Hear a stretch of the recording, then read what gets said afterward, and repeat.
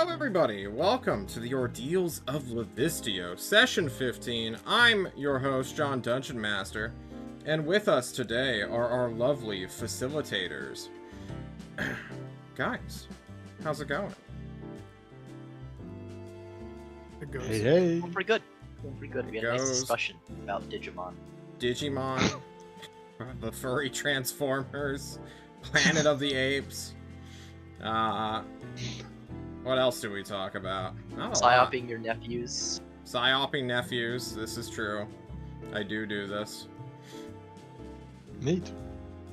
I'm being co-piloted by this otter. We're Nice. making it an honorary bear for the day. Aww. What is an otter if not a bear that swims slightly better? And a water an bear. otter. The water bear. Otter bear. Okay. Well, guys, what happened last week in the Ordeals of Livistio? A lot of talking. We went back and forth on our plan a little bit. Yeah. But we did go down with Lord Baron Owen Jacobus down to his 4 Stone. Yes. We made a hasty skywrite. Look, hindsight 2020, I should have said, meet us in a week. So we could have got the long rest in. But I said, meet us at dawn. Meet us at dawn. And this adorable cherub of a friar met us on the bridge. We disguised ourselves as very pious followers of the Bear Mother, the local deity of our kingdom. We parlayed with middling success with Friar Heartguard.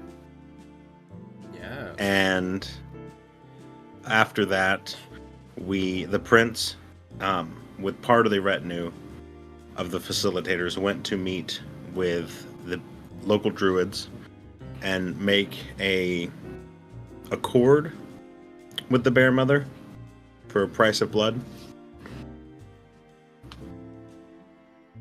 Sounds What am I about missing? right. Anyone Someone's have any- familiar with Crow. spying on us. Oh yeah.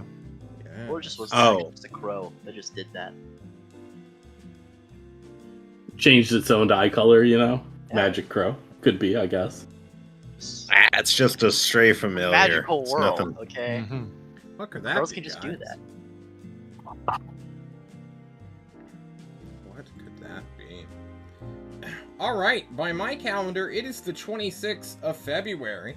We have sort of left mid-scene of the party, the prince, making a deal with some druids, followed by Ursale, or led by Ursale, followed by Felix, with Dizem, Yonsei, and Snefru staying behind in Owen Jacobus's fort. And I kind of want to focus on our two spellcasters right now, our cleric and wizard, Dizem and Snefru. Just to snapshot in, where are you guys currently? What are you doing?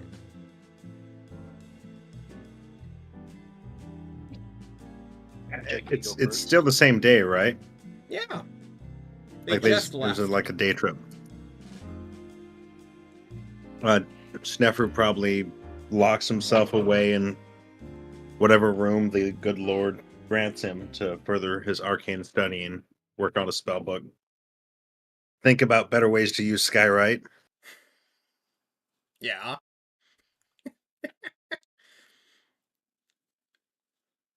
You know, what is a word, you think to yourself as you try to get a picture of a bear? An emoji, if you will. Ancient hieroglyphs. What about you, Dizem? Are you, like, standing over him, trying to see what he's doing in curiosity? Or are you off somewhere else? No, Dizem. I touched on this a little bit last session. I just wore another Faith's cloak and had to take off my own. And so what Dizem's right now doing is just also locked away in another room, frivolously praying to my god, my deity. Like, I didn't mean it. I wasn't serious about it. I just did it because I had to. I'm still 100% loyal, 100% faithful. Please don't take away my powers. That'd be very bad if I had those taken away. Okay. Dizem, well, since you're offering it to me, I want you to give me a religion check, or maybe even a persuasion check if you would like, or a mix between the two. And then I want good old Snefru to roll an Arcana check for me.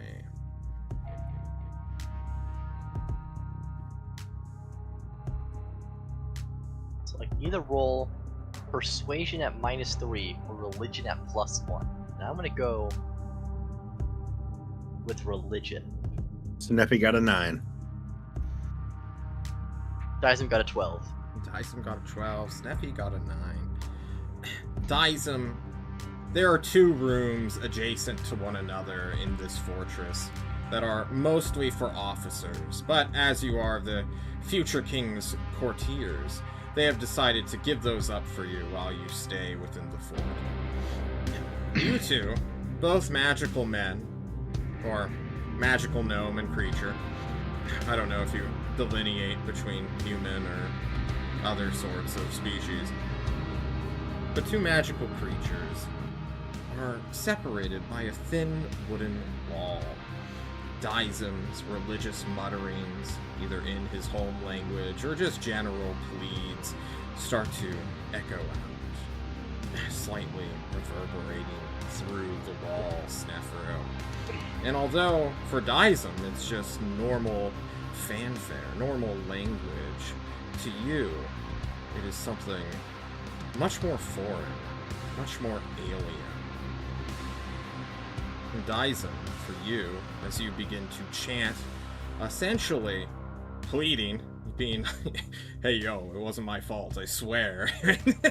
I got peer pressured into it, man. Please don't be upset. Come on, baby. It didn't mean nothing to me. You start to feel pores open up underneath your eye sockets, where all of your additional eyes, granted or given to you early in life by your god, begin to leak. And the faint scent of salt water begins to leak out of your face, Dizem, as you are made to look as though you are crying.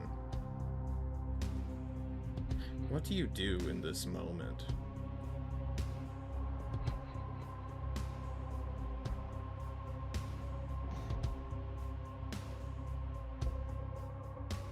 I'm going to try to interpret what my god means by this. And so, my eyes were a gift. Salt water is important to me, so I don't think it's a bad sign. I think that the creation of salt water out of nothing is actually a good sign for Dizem, in his own opinion, as it's very important salt water to him.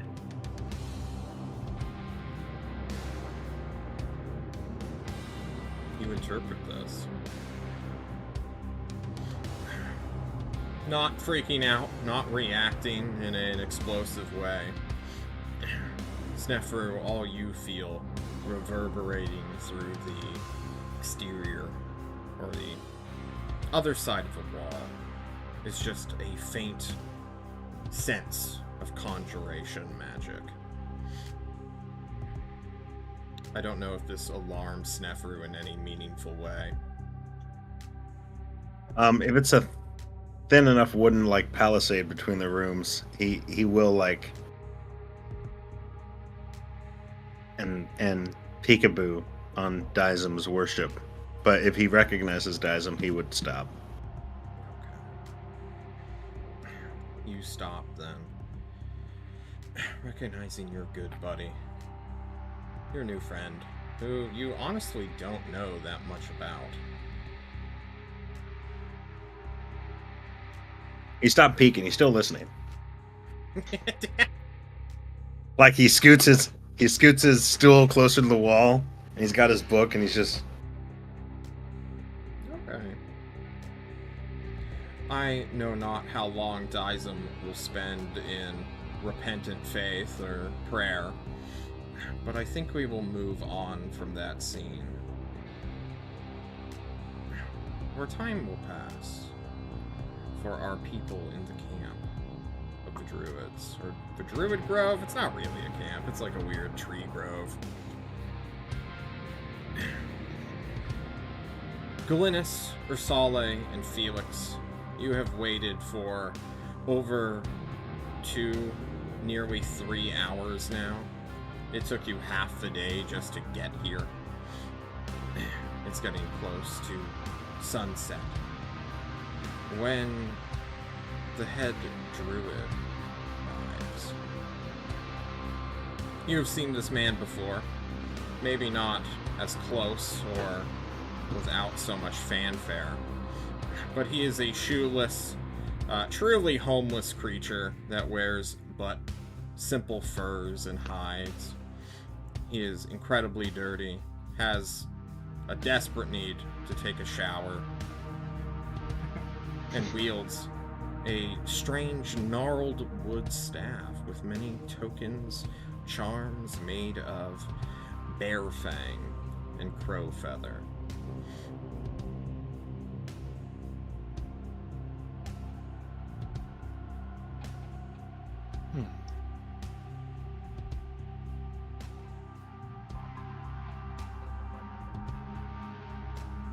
He stares at the three of you, gauging your reactions. I don't know. I'm calm, waiting. I'm just looking left to right. Just should we kneel or no? Okay, all right. I think Ursale had spent the time in quiet contemplation, sort of getting to be the feel of one with nature, and he's not going to let the arrival of this druid really interrupt that at this point. He's just, continuing on with that.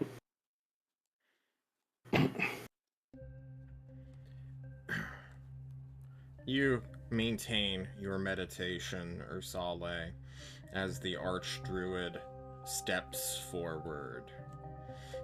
You hear a snapping of brush and foliage elsewhere in the forest, and perhaps not instinctively, but hearing it so close in proximity to you, Ursale, you open your eyes and see that coming from behind you, from the path you walked to get here, is a grizzly bear, a brown bear. As we Americans know, bears don't have the greatest of eyesight, and the number one reason they normally attack people is due to the fact that they do not notice how close a person gets to them, and then they, in instinct, attack. But this one is staring right at you, Ursale, and then begins to move its ursine eyes towards the back of the prince.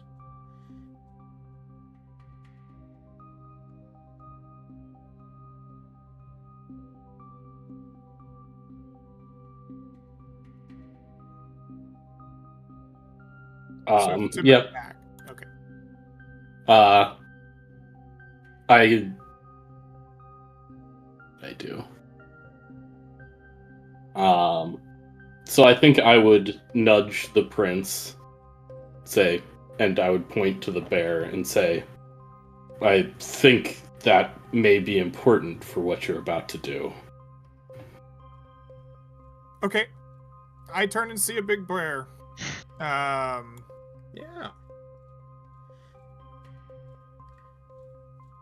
Can I give it scritches under its snout? Yeah, you want to pet it? Sure. I'll pet Give the me an bear. animal handling check. I will. I lose his hand. Animal handling. Best bear is- friend immediately gained? Question mark.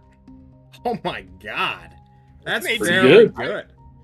I pet the shit out of bears, dude.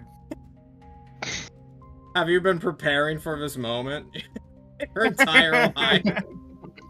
I just have like I have a little like teddy bear. They're like, this is how one scratches the mother bear right beneath her whiskers. You scratch this bear right beneath its whiskers. Would that put your hand like in its jowl? You just grab it by the top of its jowl.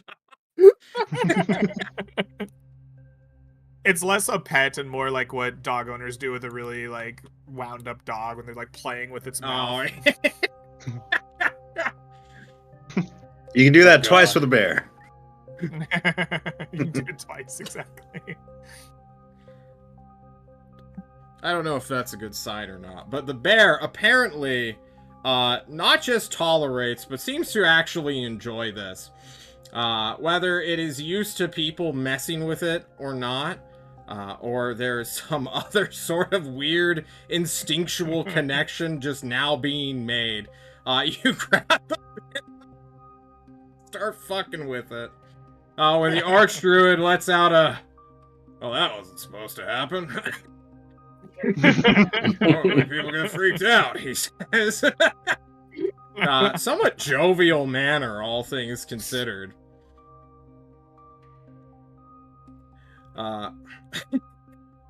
Shaking his staff, the first druid you see, or essentially summon this guy, will be far more reverent and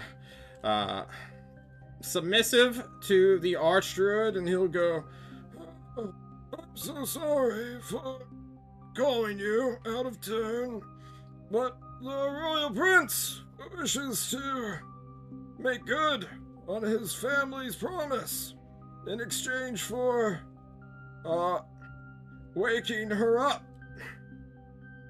And the Archdruid's eye, or at least one of his eyes, begins to just mess up and just like start sporadically going off as though it's not even his own, trying to pop out of his eye socket like a weird possessed man. And this strange druid will that's fucking weird, man. And quickly head off out of the druid grove, not expecting the weird eye game, I suppose. The Archdruid, now alone with you three and a bear, will skulk on up to you guys and get like 2 inches from your face, Glynis, and just give you the biggest sniff in the world. I smell really bad probably because we went to do the like bridge scene like before the day started with our terrible disguises. Yeah. It's probably not a great whiff.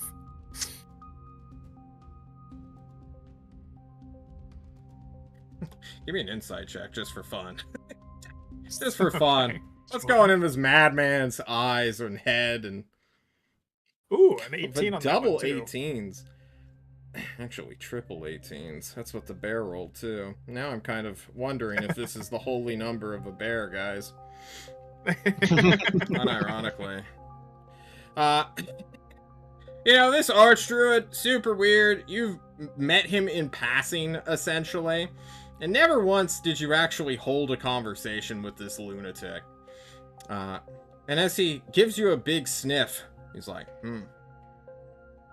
Yes, this is a manly scent. This is good. Yes. Seeming to be actually incredibly receptive to your behavior thus far, Glynis. And your presentation. Alright. Well, you want a divine miracle? It's your birthright, I suppose. Yes, we are potentially unable to negotiate with the Paladins of Divinus to our south that would come to see our lands converted to a strange religion. Under wise counsel from my court jester, I have come in search of the aid of the druids. I was hoping the Earth Mother would flood the rivers, perhaps, make them impassable, to give us time to deal with threats to the north before returning to face these paladins after the thaw.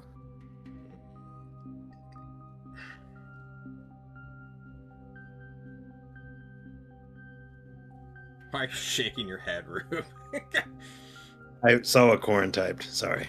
Oh. Oh no. I'm missing out on memes. I think he's just smelling ligma. That's all it is. I getcha. It's a wavering scent, like like that old term, like that herb Sugandese. Yes. Yes. The Sugandese.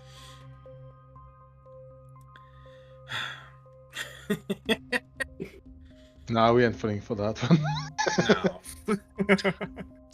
Just who's Steve Jobs? Ligma bomb. Okay.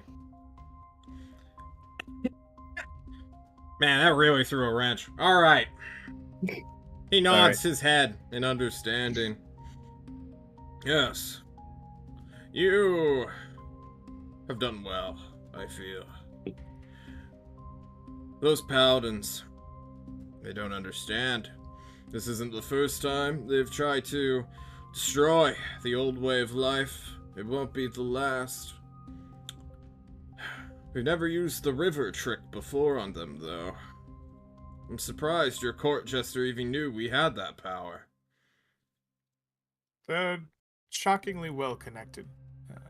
Yes. Part of the Suspiciously so. benefit of a court jester is they're consistently and terminally underappreciated or underestimated, perhaps, by others. Yes. Just like the one within your father's court. Yes. Whatever his name is. Alright. Well, I'm not gonna lie. Fucking with the bear. And he looks to the bear you've been fucking with this entire time. It's either very hit or miss, so I'm gonna give you a chance as a 50-50, but it's, you know, temperamental at most. And at worst, at least, she'll be in a, well, hungry mood.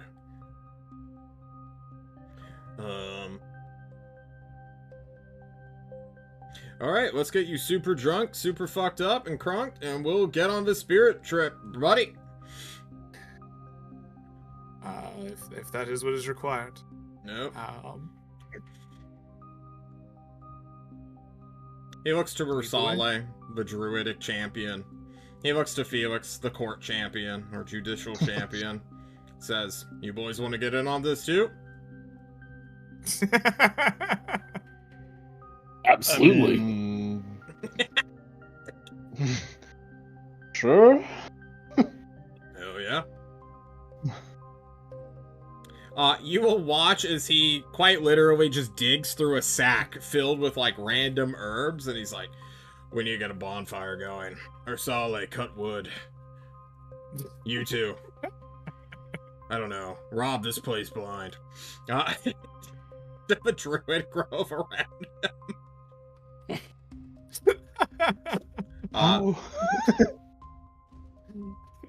Yeah. As the most holiest commands, we start pocketing all the mistletoe and like berries that they've accumulated. Berries, we find the hoard of mistletoe. chestnuts under a tree. You find this dope-ass skin of some kind of foul liquid, and you're like, that'll get someone fucked up for sure. And you guys start the religious experience that is known as Commune with Nature. Or some variant of Commune with Deity. The bear, Excellent. I should note, will take part as well. This brother Perfect. bear, Yeah, if you will. I was will- expecting that. Yeah. Yeah. Forget cocaine pear. We have foul liquid in a skin bear.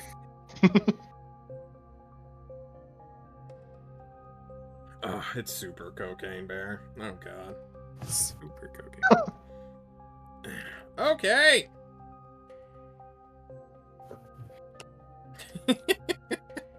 Come nightfall, you guys are gonna build a bonfire, start throwing essentially wet wood onto it, since it's the end of February here, and it's just the grossest forest you've ever been in. It's fucking cold as shit. It's slightly drizzling, so there's rain happening. The bear just eats what is, it must just be a full pound of psilocybin mushrooms. And other sorts of narcotics. It's probably not going to survive the night. You guys pass around. What's wrong? It's LSD bear. It's LSD bear. Getting essentially drunk, high, and off the magical fermented good berries that the other druid has just left before abandoning this place before it becomes a nightmare fiasco. You know what? Everyone just give con saving throws for fun. Yeah. We'll say DC 15. Oh yeah, that'll go well. Okay. You know we're So gonna glad wake I up, didn't go. we're gonna wake up in the middle of the desert with like the sound of the didgeridoos around us. Hell yeah, let's go. Felix, let's see it, bro. Yeah, I'm just shouting that. Okay, so con save. Oh my god. You're supposed to oh, get in that one. Yeah, forget the bless. The bless. So it's Yeah, you're 17, good. just 17. 17 is still more than 15. Out of the only... Actually, the Archrude's gonna roll 2. He's getting fucked up as well. Okay, he rolled a 2, so he's gone. He does not have a plus 13 con save. And then we have the bear, the bear do? itself. The bear rolls an 8. He's probably not...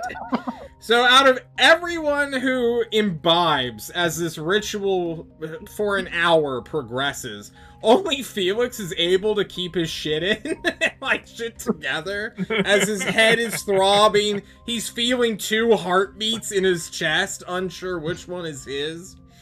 His ring is like... and shit. Yeah. You feel like every trickle of blood go through your ring finger that's like restrained by the strange barbed wire thing digging in your hand. And the Archrude's like, what the fuck's that shit, man? That's crazy. You got metal in your hand. Touch it. No, I'm gonna fuck with it. Just start slapping it. Does this hurt? What about does this? it hurt? Hey, Glynis, try to pull it out of him.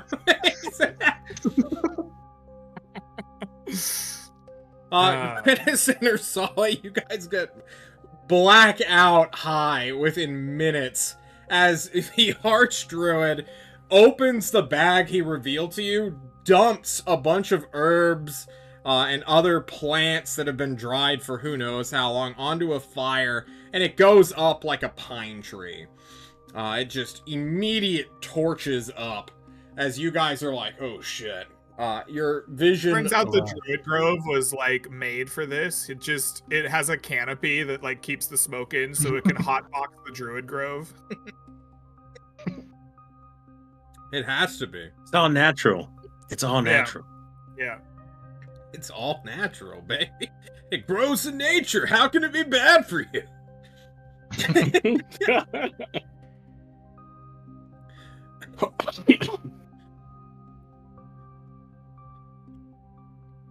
The Archdruid wrangles you guys together, barely. I guess he uses Felix to wrangle you guys together. The bear, like, getting way too close to the fire before, like, just going over onto its side. Spasming out. Just for fun, can you 3 just roll flat d20s for me? Just so I can go in order. We'll do highest to lowest, I guess. Okay. 17 again. 17 again, dude. What's going on?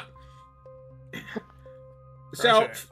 Felix, you are going to see no vision that makes any amount of sense. It is purely a sensory assault that you are suffering through. It's not even like the addictive high, you know, of like, man, I want to try this again. It's like, I have been willfully poisoned, and now I am suffering because of it. Not just, like, physically, but mentally, as this Archdruid won't leave my ring alone. I'm physically suffering because he's pulling on my ring finger. Yeah. Oh, it's double jointed, right? Ursale, however, I want you to roll me a D100. Absolutely. Oh, so close 63. to a 69. That is a 63 for the listeners at home. Ursale, no vision of the future nor present is shown to you. But I would like to focus in on your past for a moment. As you, in a state of reflection, question yourself how you got here, and then the drugs sort of begin to manifest in a hallucination, how exactly that transpired.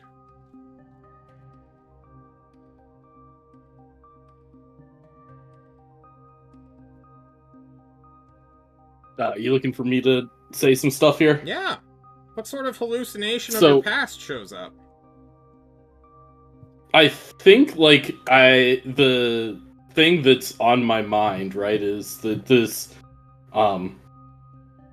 druid that runs this grove had basically said I was a short timer, right? He is saying that they're gonna get this other guy who's 1 point of strength stronger than me to replace me, right? And so I think I'm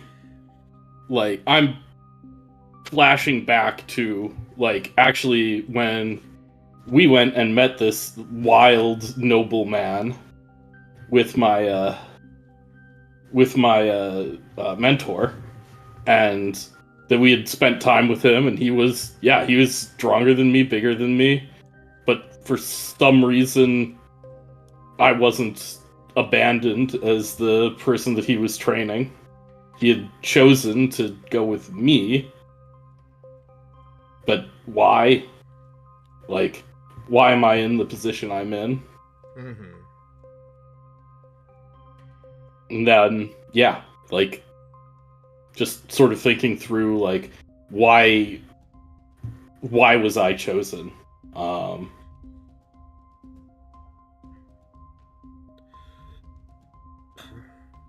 Questions of why and where being unanswered tonight. The haunting, I suppose.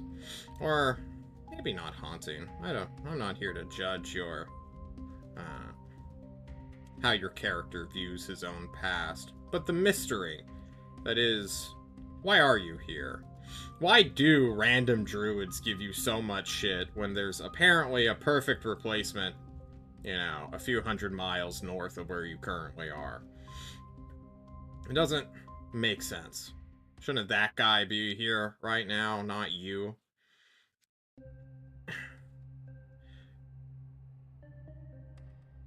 As Ursale is conflicted by these thoughts and the images that these hallucinogens are giving him, I need Glynis to also roll me a D100. I shall. I don't know why I looked on my character sheet for my D100. Oop, I forgot my slash. I was like, I don't see it, John. You don't see it. A 54.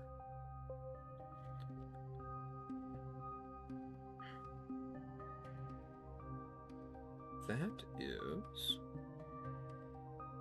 Ooh, okay.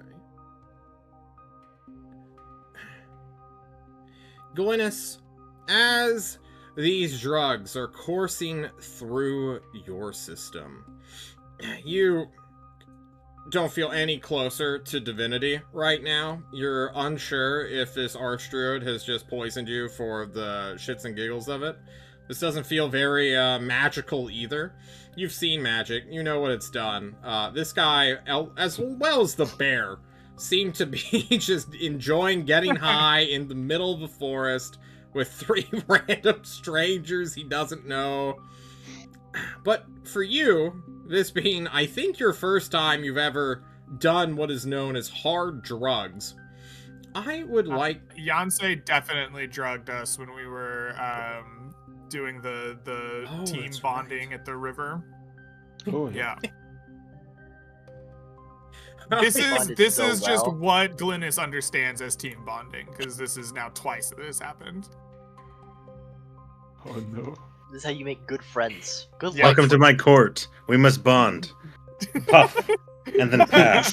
The law of the land is puff pass. Only on the left-hand side. While you are in this adult state, second time you've done hard drugs, so I'll make the correction now. I would like Glynis to, similarly like Ursale with his own hallucination, share with us one of his past insecurities. Past insecurities. I see. I believe Glynis has likely been insecure multiple times about the lack of upbringing that he received from his parents. The mother is absentee to a point of like extreme intentionality, right? Like running away from not only like her like queenly duties but family duties to go do God knows what, putting up walls and barriers as much as possible, known for teaching by throwing old books at their child and then running off again, and then a father who is more absentee by like less by choice and more by need to constantly be at the court. It hasn't been until very recently that he's really expressed canonical interest in Glynis, right? So I think that perhaps he remembers feeling unloved or inadequate, remembers as a small child being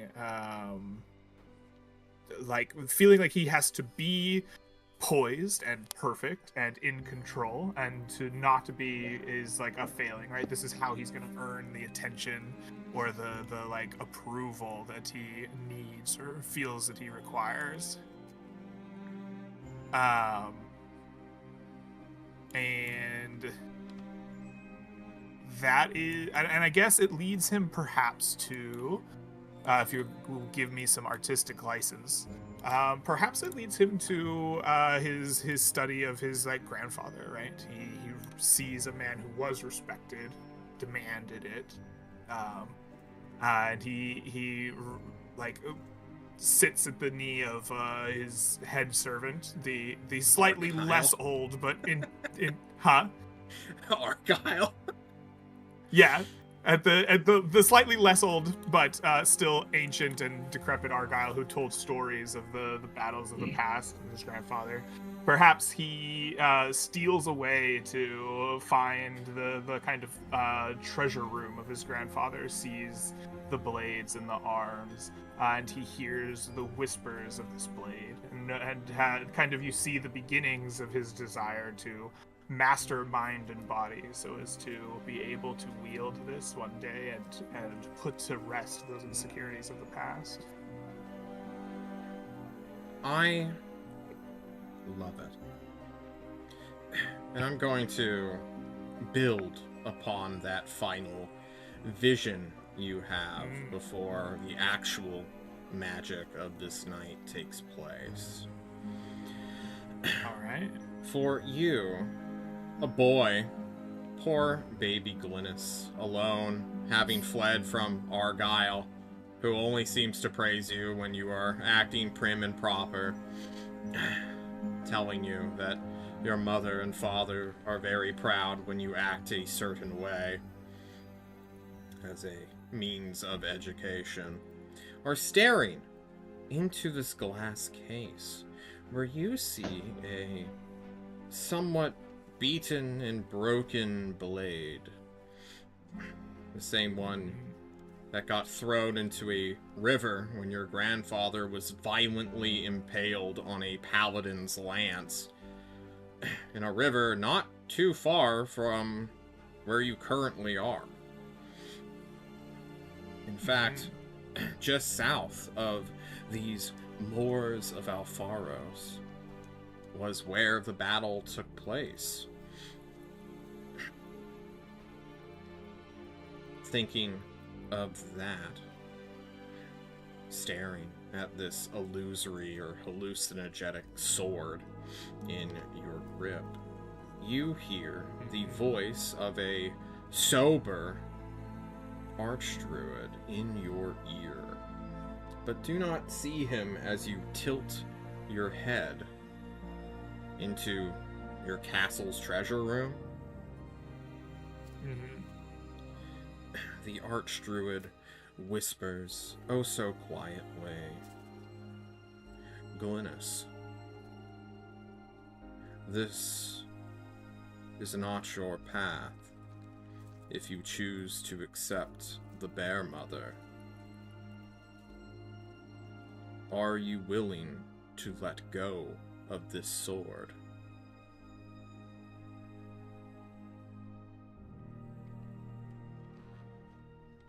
You heard of multi-classing? I could be like 3 things, man.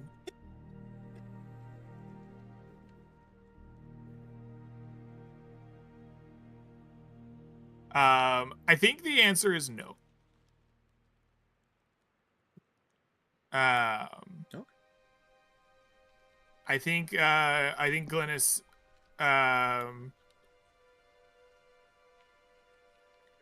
Glynis has every intention of wielding his father's blade, or his grandfather's blade, and has been preparing to do so the vast majority of his adult life. And the I don't know, the idea of choosing a different path is foreign to him at this time.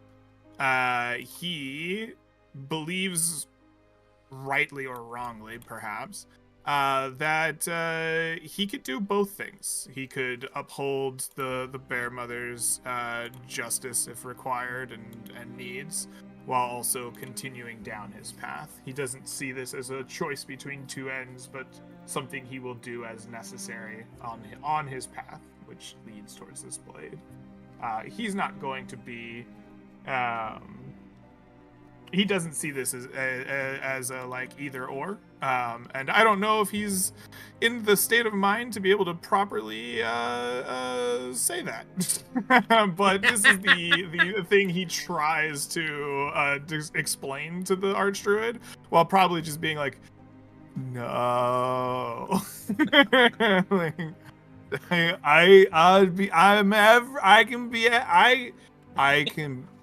I can do 3. Porque no los tres. Why can't it be both, man? You speak ancient Don't be such a Elven, which downer. is just regular Spanish for us.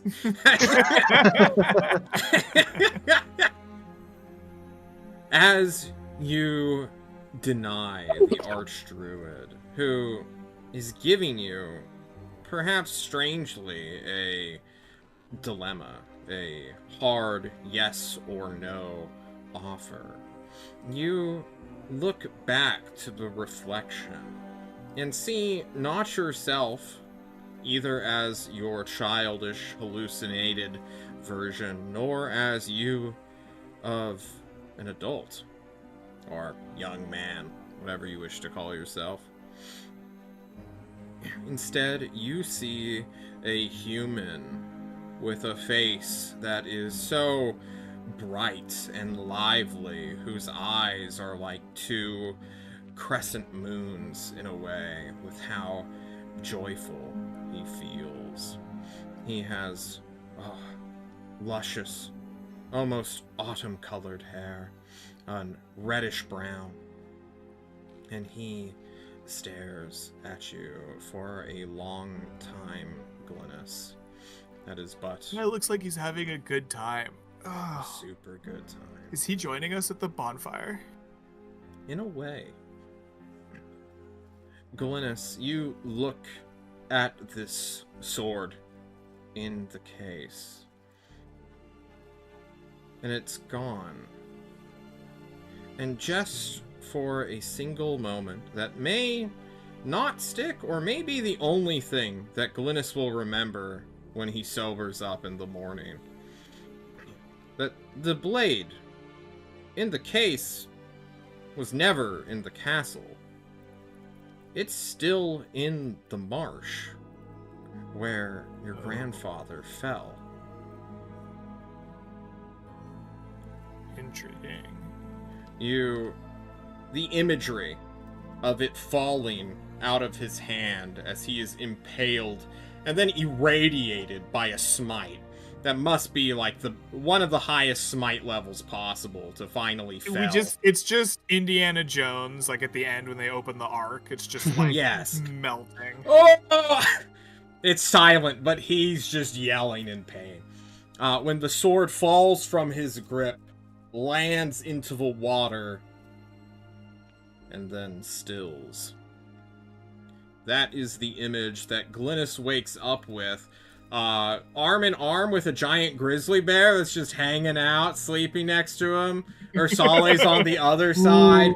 Felix is like, probably hasn't slept all night and has just like been awake and just sobering up while awake, just staring at you. I'm just watching the stars, man. Just watching the stars. You watch the stars until dawn. Yep.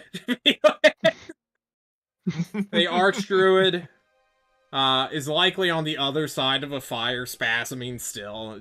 He's already... Only Felix knows, but, like, he woke up in the middle of the night, immediately sober, and then, like, doubled down. Like, only Felix knows that.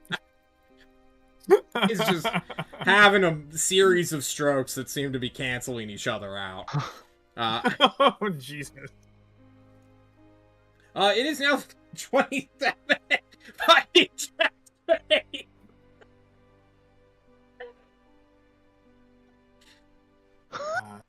I'm sorry, Jeff.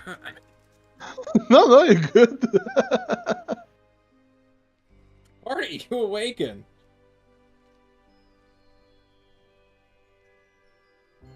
Only in Livistio.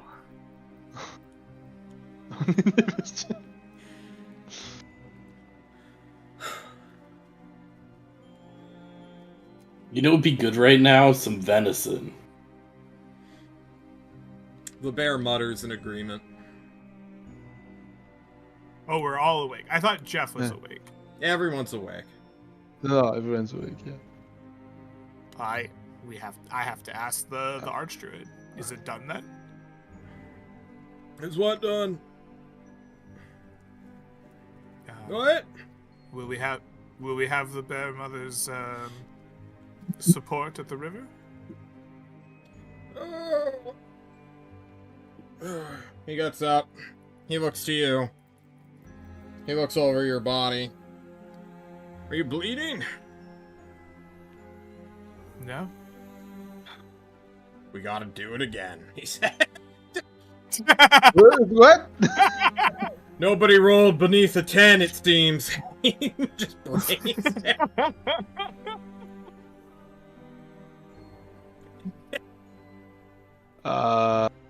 I can only close my eyes since like 10 minutes. Can we wait maybe another day for that? You need a day? When I was your age, I was doing back-to-back sessions. Yeah, I look. I saw you die like 3 times tonight. And... When the lights are off, the walls vibrate. That's why I live outside. That doesn't mean shit. What? I can't understand you. You don't need to understand me. You need to understand yourself. Yeah, I understand that. Fucking hurts. Yeah. We are due meet with the second delegate of Divinus upon the bridge this morning. I do not believe we can stand, and we have the time to beseech the Earth Mother a second time. If we are without her blessing, I think we may find ourselves at a precarious situation, but one we must press on with. What, are we getting Or at invaded least- today? Well, we are likely not invaded today, but we are attempting to prevent their invasion as long as possible. You've gone through quite the ritual with us. I believe I know you are no doppelganger. What? We are facing imminent threat from Niord in the north. Yeah. I need these paladins to be stopped, delayed, otherwise occupied until after the thaw for some time, so that I can deal with Niord before returning to deal with this new threat.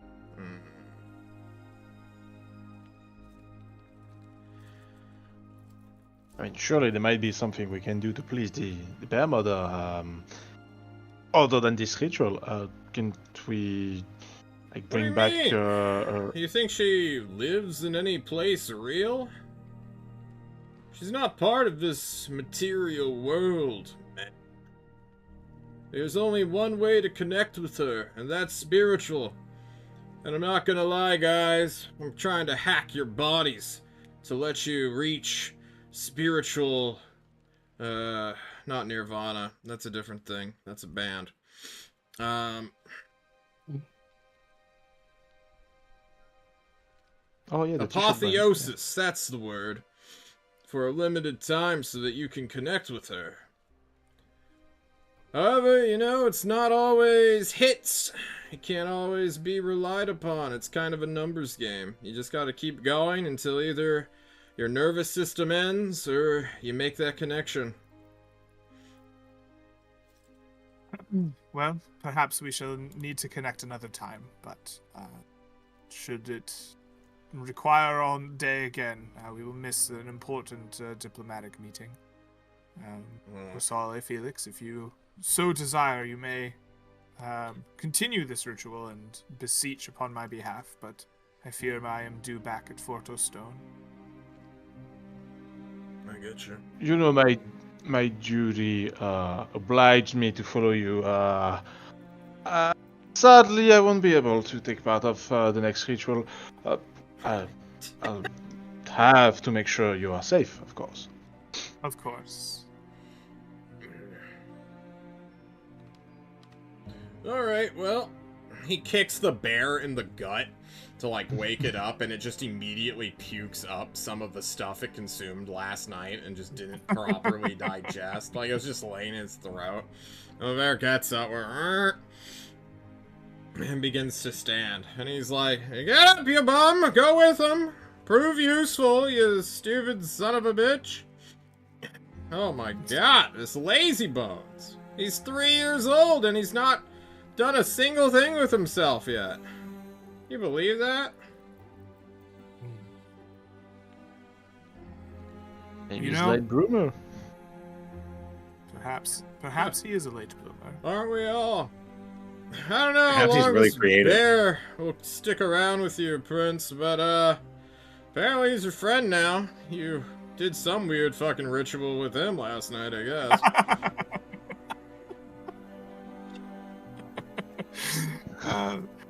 Very well. Yep. We'll probably scare the I like shit out of ruffle. those I like clerics. ruffle its snout again, real quick, and then I turn and I say, "All right, Winnie, let's go." And we Winnie? make our way back towards Fort Ostone. Yeah. You guys have a tame bear now, I guess. I mean, at least that wasn't a waste of time, I suppose. Yeah. As you guys are leaving Ursale, you will be pulled aside by the Archdruid and just don't let it eat human. You know, like you can't go back once you do that. Do you have any more of those drugs? We could try to connect the You Bear open up mother, your palm you know. and there's just like a small baggie filled with mushrooms. All right, we'll give it another try when we have a chance. That'll be Got 10 any more of those drugs, man? He wants 10 gold. Gold? Yes. Yeah, sure, whatever. I hand the 10 gold I got from Glennis. Perfect. Good use of your winnings. The head priest. 1 an archdruid, 2 a drug dealer, 3 a bear whisperer. In that order. Oh, that's multiclassing. That's classic.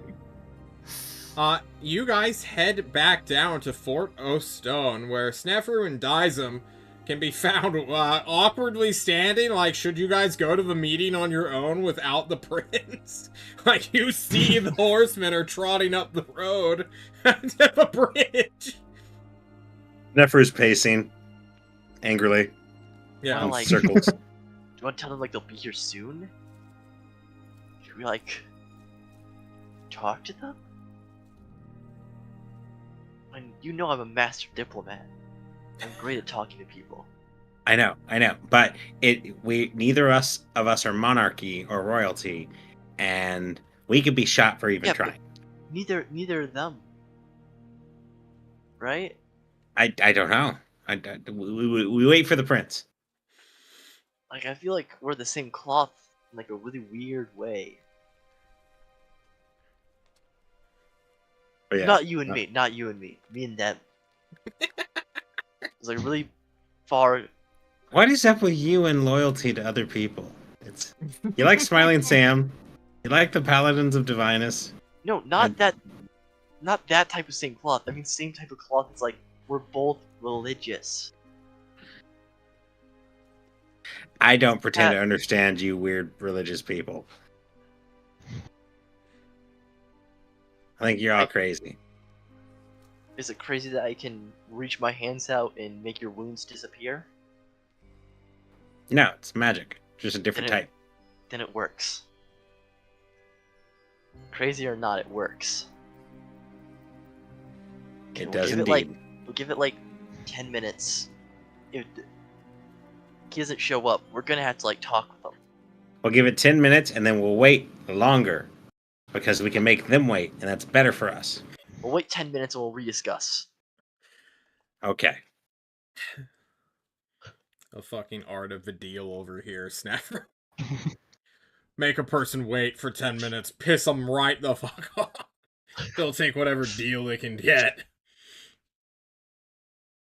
Eventually, the prince, the druid champion, and then the judicial champion, and a bear, head down the forest, down the hills, the road down being much faster, and less unnatural. You know, there's no trails, there's no paths.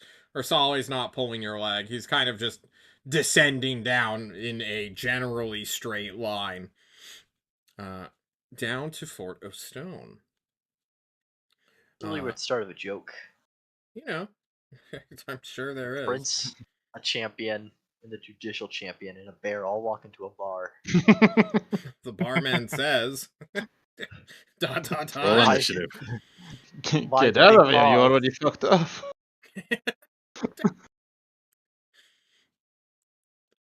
There we go. That's the music I'm looking for. Gladys, you come to your cleric and wizard. Your bard and court jester is doing a new act, which is just T-posing menacingly, unpiloted, but until combat starts, potentially. Okay. We like it. I guess are we arriving at the same exact moment that the paladins are? I'll Or roll like a luck is check. there roll a Here luck for, like, check? 5 Yeah, roll hours, D4, D20.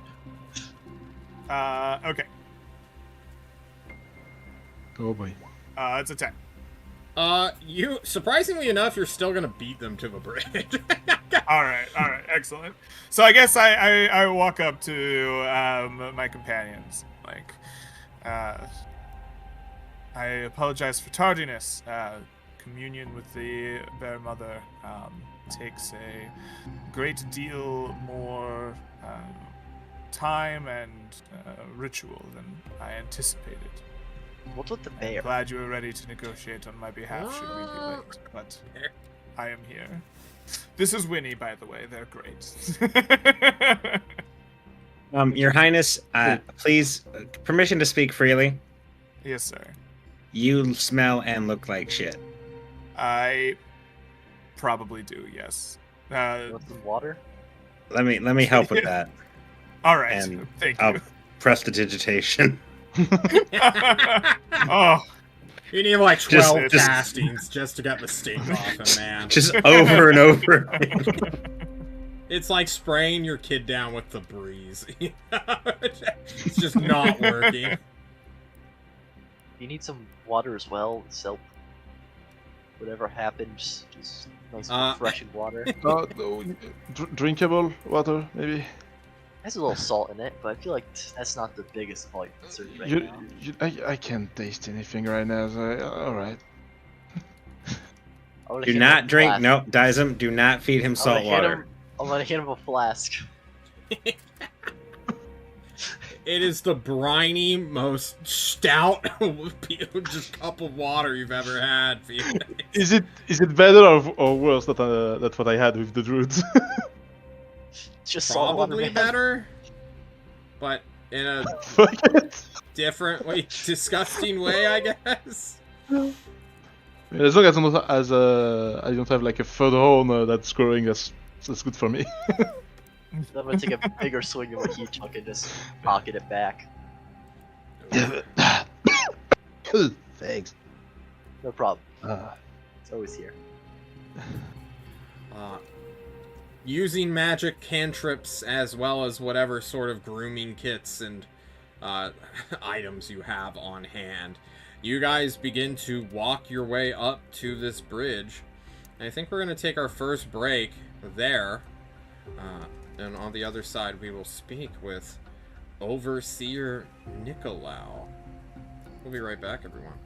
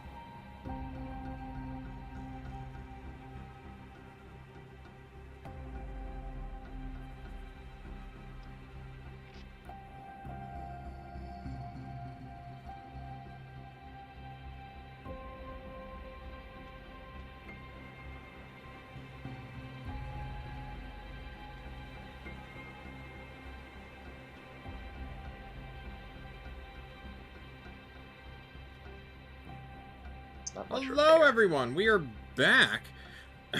And I suppose the scene begins with a group of clerics and paladins walking up a not decrepit but barely maintained bridge as the party is discussing how much it would cost to armor your new bear companion, is what I understand. While we put on our bear costumes. Yeah. I think Right? I put that back on. We're still doing that. Are we still doing that? I'm kind of. I think thought- we were warned against doing that, but I'm okay with it. Guys, Only if you want. I had to had a real one-on-one with my god about that entire thing. I don't Wait, know if they'd Neferu be really puts cool one if I on. did it again. Snefru puts one on. No one else You're has to. welcome. You're welcome to come without. I think that we were basically told that we looked like a bunch of fucking idiots, and that the next guy wouldn't approve. Honestly, having like a bear next to us maybe proves the approval of the bear mother a bit more than shitty costumes. Yeah, once the horses see sight of the predator bear, they're like, hell no, we're not getting on this fucking bridge. Are you crazy? There's no way. Start neighing and knowing and turning around like, you can't control me, motherfucker. I'm not getting close to that bear. If animals can speak, right? The group of I suppose one of the horses doesn't give a shit since it's not a real horse. But we don't need to get into the every single minutia of these guys just yet. As they, seeing you dismount themselves. The most notable of these people is a rather tall human man who is, oh my goodness, he is fair of skin. His hair is gleaming in the morning light. He is holding a banner which possesses a star whose light rays are peeking over a golden horizon, or a crescent field, if you will, which is white in the foreground, black in the background. This man is wearing fantastic robes. He's got a great big collar or amulet that drapes from shoulders almost all the way down to his sternum, with all sorts of small little holy symbols that have been gathered and placed in a clearly intentional design, although you are unfamiliar with it. In his other hand, his free hand, as he banner, orb, you see a crystalline amber which appears to be guarding some kind of like bone, like almost like a finger bone. It's quite a strange arcane focus or holy symbol, I suppose. But here he is.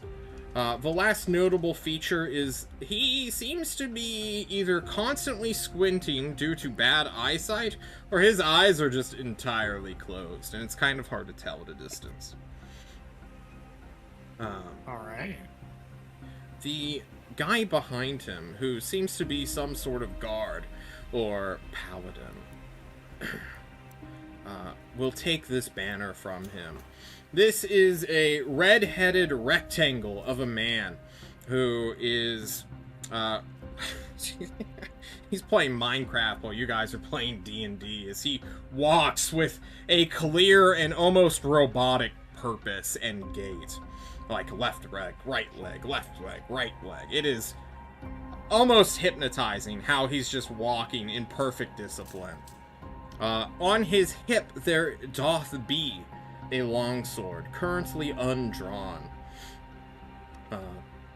For in his free hand now he takes the banner, and in his left hand, or oft hand, he has a shield, which has a similar star horizon, white and then black heraldry, I suppose. And these two begin to walk up to you with the rest of their party. stand at the end of the bridge with the horses as they see a bear, and they're like, we don't fucking need it, right? We don't need to go up there with them, right? It's fine. Small note, John.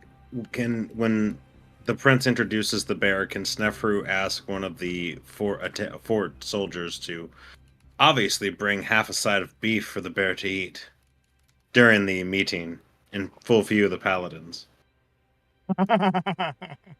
Okay. For sure. Full haunch. Full haunch. It's the squeaker guy from last session who just seems to be like, he set the table and chair earlier, and he kind of undercut Yonsei's speech at one point, stealing her bit, if you will. Or his bit. This guy's like, you want beef? Oh, I'll get you some beef, alright. I've got a beef. And he runs all the way back up the fort to go to the larder, or wherever they're keeping their food stores. Oh, you want beef? I got you beef. Yeah. All right. I suppose I will just I will approach as well. I don't tell my retainers not to approach with me, but I will match their pace, I suppose, and meet them at the center table. This is acceptable. Sure. I'll go through the whole presentation. Here stands Glynis. Wait, what's the last name again? Oh no, he fumbles the bag. He's very hungover, okay? Glynis, king Yes, of bears. Glynis Marchette, Prince of Livistio. And many other titles that we didn't discuss yet. Just fast forward through all the names. Yeah. First of his name, King of Bears. There's liquefier of goblins. Oh god. Smoker of pipes. Killer of chimeras. Terror to Tiamat. Speaking of chimeras, you see that this priestly figure, this cleric, if you will, retrieves with his new free hand, once holding a banner, now holding fuck all, goes into his robes and pulls free a red scaled whip that he puts on the table for you. God, what voice does this man have? I needed to practice a voice before Roll a I D100. committed. Do we want annoying?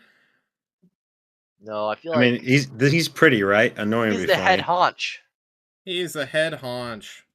He's fairly charismatic as well. He's not, super charismatic, but like, he's probably not annoying.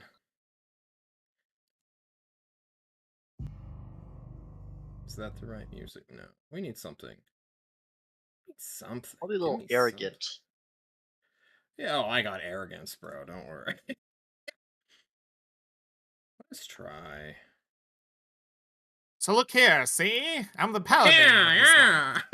Yeah. You're trying to bribe me with a whip, see? This is not gonna work. Voice now, I suppose. No. I am Bishop Overseer Nicolau, who tried to bribe my hobbit. It was not a bribe. It was a gift. Those are different things. I am One Glynis day. Marchette, Crown Prince. Indeed. A gift to consider, and a show of good faith. Good faith from those who worship. His eyes dart left and then right. Demons? No. We worship the Mother Bear in this country. Gifter of life and creator of all things. I hear you worship something similar. I hear also our gods take many forms in your lands. No. We fight demons. We slay them. there lies one dead in your hand, by mine. We have those who would make consort with demons, dabble in blood magic, threats to our country to the north. We stand against them. We stand in pious fury against them, much as you do. You speak of the Niords. I do. I know not where you gain your information from, but they act as a bulwark against the monstrous forces of Tiamat to the civilized realm. Even that elven creature, Zwan, does more than Livistio against the demons. I know not where you gained this scaled flip, but you have a demon here in your employ. And his eyes go to Felix. And your father as well. You say you are a holy man, yet I see idolatry and a bear in front of me. Honestly, were that bear not here, I would have rolled initiative and smote you. But I understand this pagan country that worships animals. Ugh, animals. Gross. Clearly, you have charmed this creature. But on the off chance you haven't, I shall listen to you. What offering do you give to stay our holy, righteous, vindictive blades?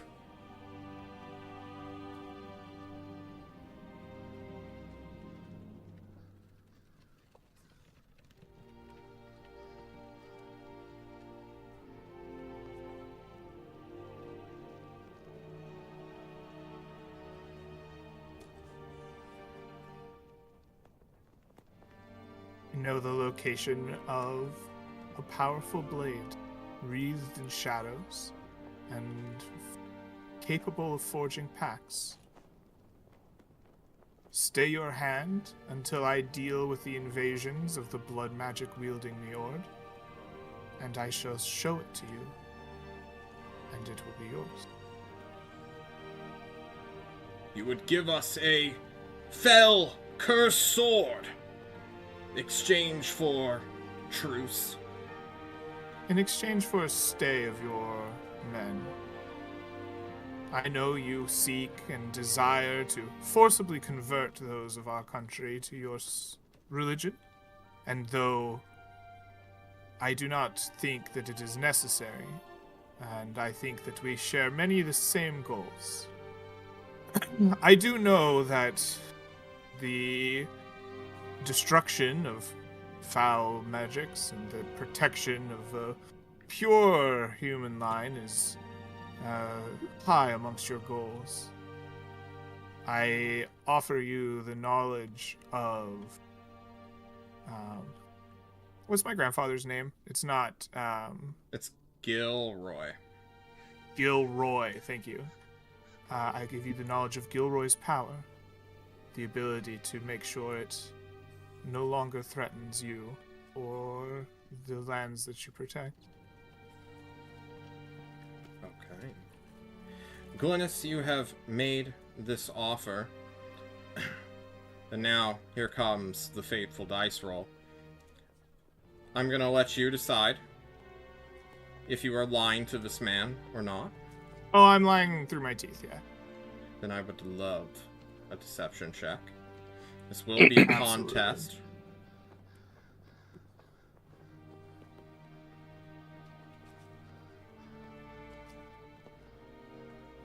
You don't need to roll too terribly high. Oh, It's an 8. that is an 8. If Where's this Yahtzee? We man... need him. I'm sorry? I said I was bemoaning not having Hin with us because Bardic Inspiration. We went from having 2 bards to currently 0 in this session. Our I dice can't rolls bless on you. average are a little worse. I feel like Hen would give you a bardic, knowing this moment was coming. I don't normally. I don't think that unless this has like incredible narrative importance, right? That I don't think we should be taking players who aren't here and playing their characters for them. I agree 1,000,000%.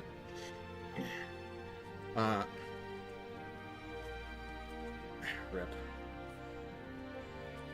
As much as I would love to give you guidance, I don't think they would really much appreciate me doing religious stuff in the background. When the black tentacles come Yeah. to like a big black mouth with tentacle tongues, like All right, speaks we're the done words. here. Fireball.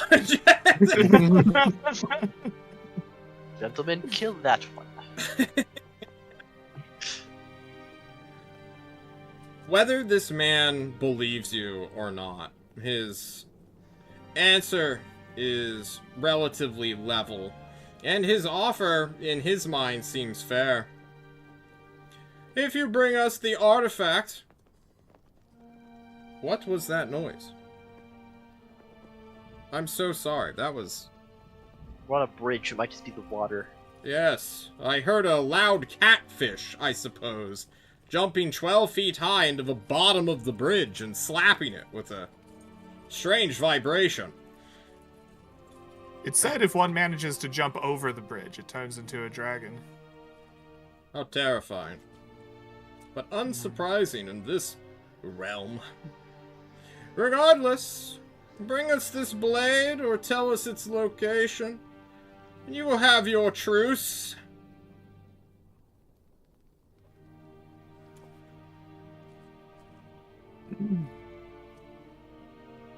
Very well. I need retrieve it. It fell where... it has long rested where it fell, and must be retrieved. I had a vision of this. I know where my grandfather fell in the swamp, right? Like, how For sure. far is it from us? From you guys right now? Right now.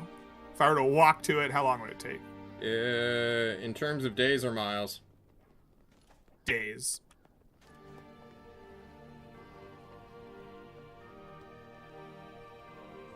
$12 to get there on foot. So 24 3 days. on too riverboat. long.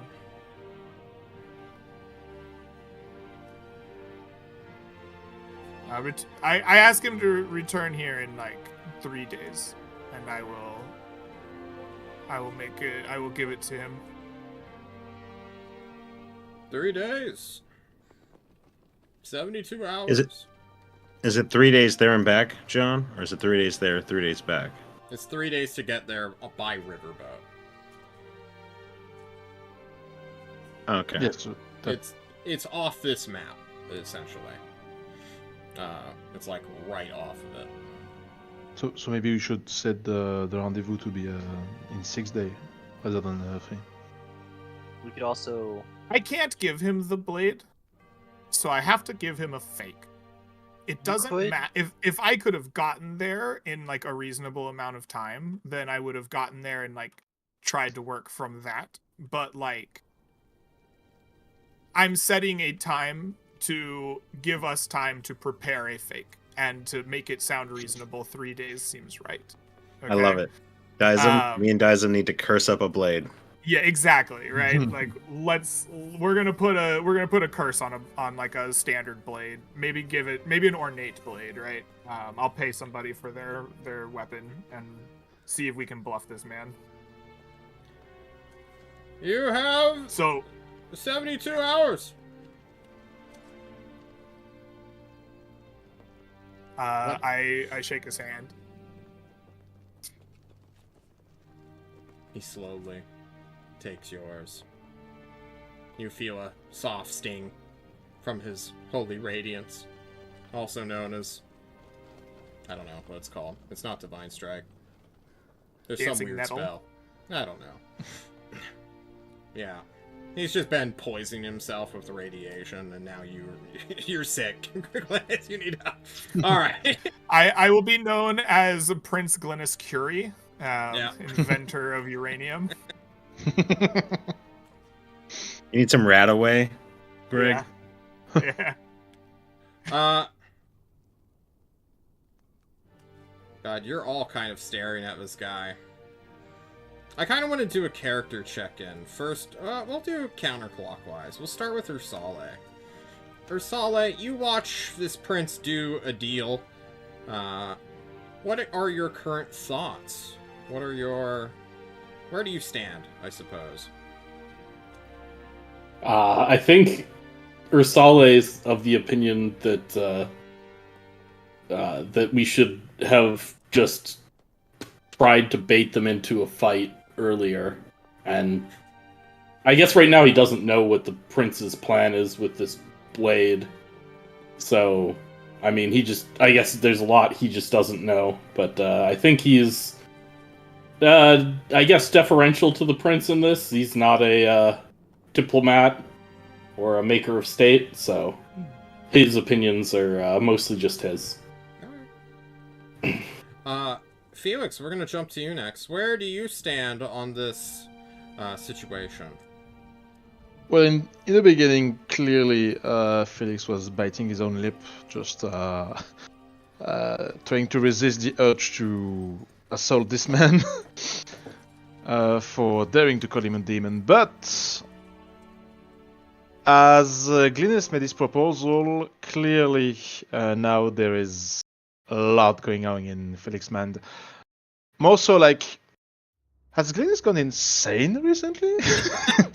Because between the deal with the roots and that one, clearly I'm starting to question the sanity of my prince. So at the moment, I'm simply standing guard, making sure that nothing gets out of hand, and I am mentally gaslighting myself, saying, "Yep, that's part of a plan that I don't know. That maybe he got something. I don't know. I sure hope Like it's a not good champion. crazy." Felix is like, that elf lady might have something going Yeah. on. Right? Yeah, I'm just discreetly playing with the ring, just. Dyson, we jump to you. I bet if you get down to like the nitty gritty, my god could easily body their god in a fight. I mean, just one on one, my god would totally just beat the ever living life out of their god. Maybe like the bear god would tag in too. Oh Like, my we could god, it's really the bear mess- mother with a steel chair! Not all of us to smack down. Like, I guess they're both mothers, right? Bear mother and the Yeah. mother. like, This The this mom definitely tag feels team. like a Vince McMahon tag team. I'm just saying. For sure. like Happy Mother's their Day. god, Give him the chair. no chance, no chance at all in a fight. So I'm not at all worried about what's happening. Okay. Dyson 1,000,000% confident in himself, his faith. He's unshaken by, someone who's perhaps drinking a little bit too much of a Kool-Aid. What about you, Snefru? Is Snefru so smart that he can put two and two together like, well, the progenitor of the Marchette family died more than 3 days away. What is the prince thinking? Oh, the prince wants to bluff him. Oh, it's all coming together. Can I curse a sword in 3 days? What strategy to use? Like, numbers.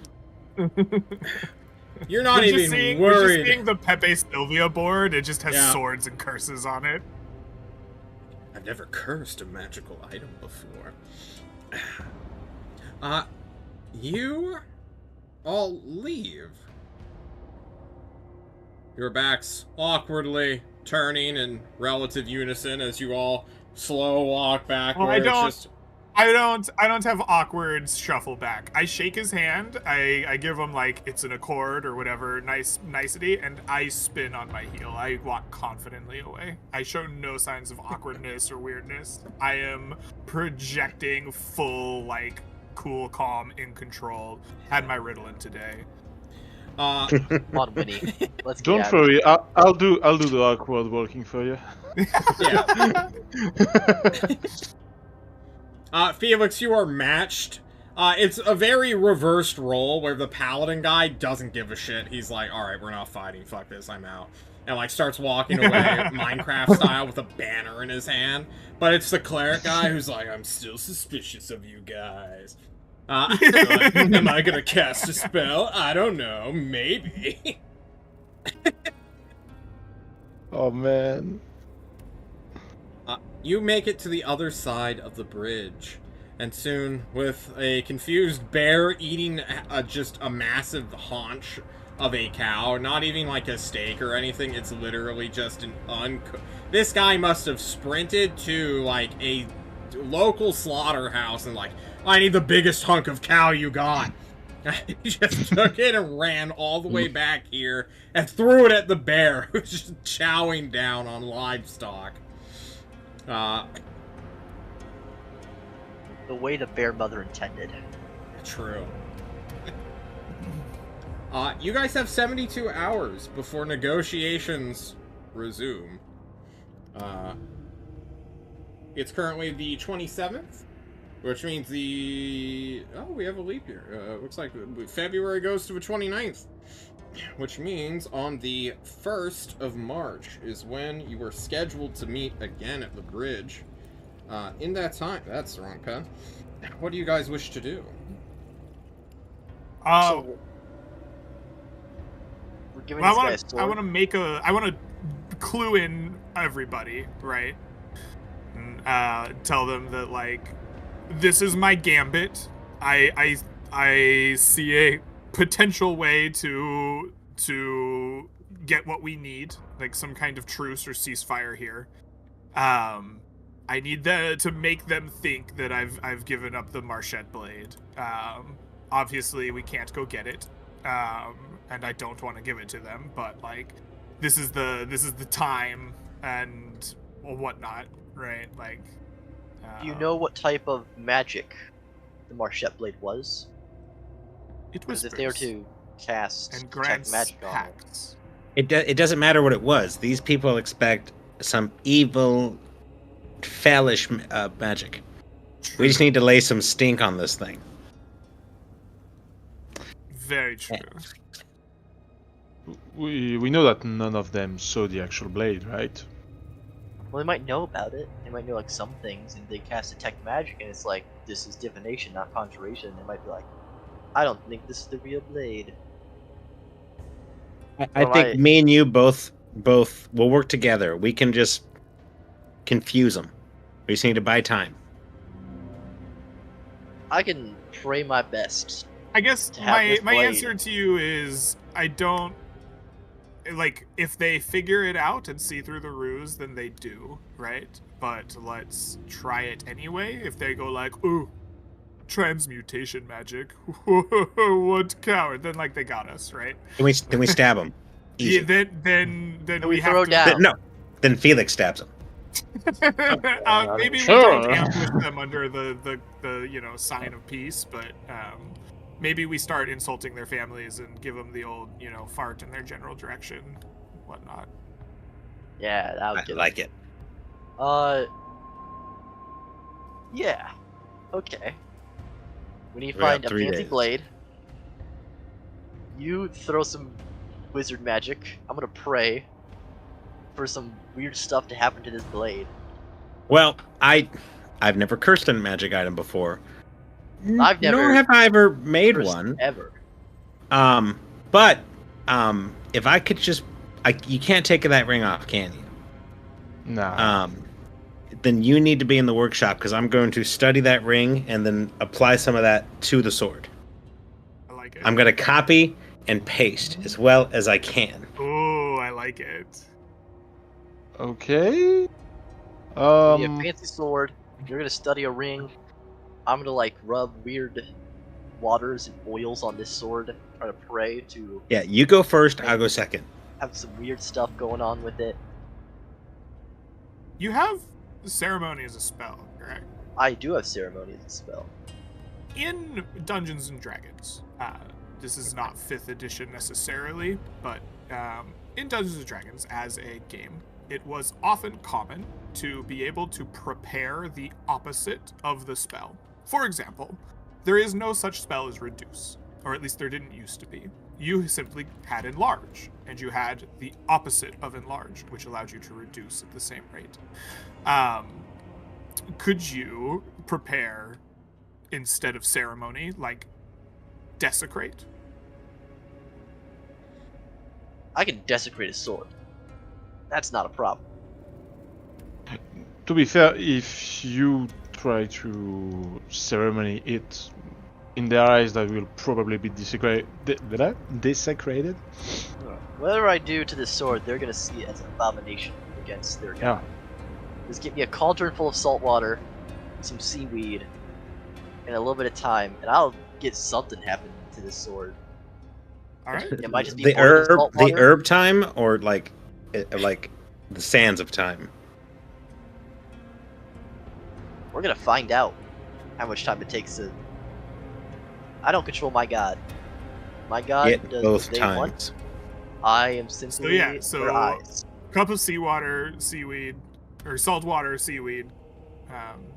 We might have to Cauldron. find some like a marsh marsh peat or something instead of seaweed, seeing as we're not on the ocean, but can be done.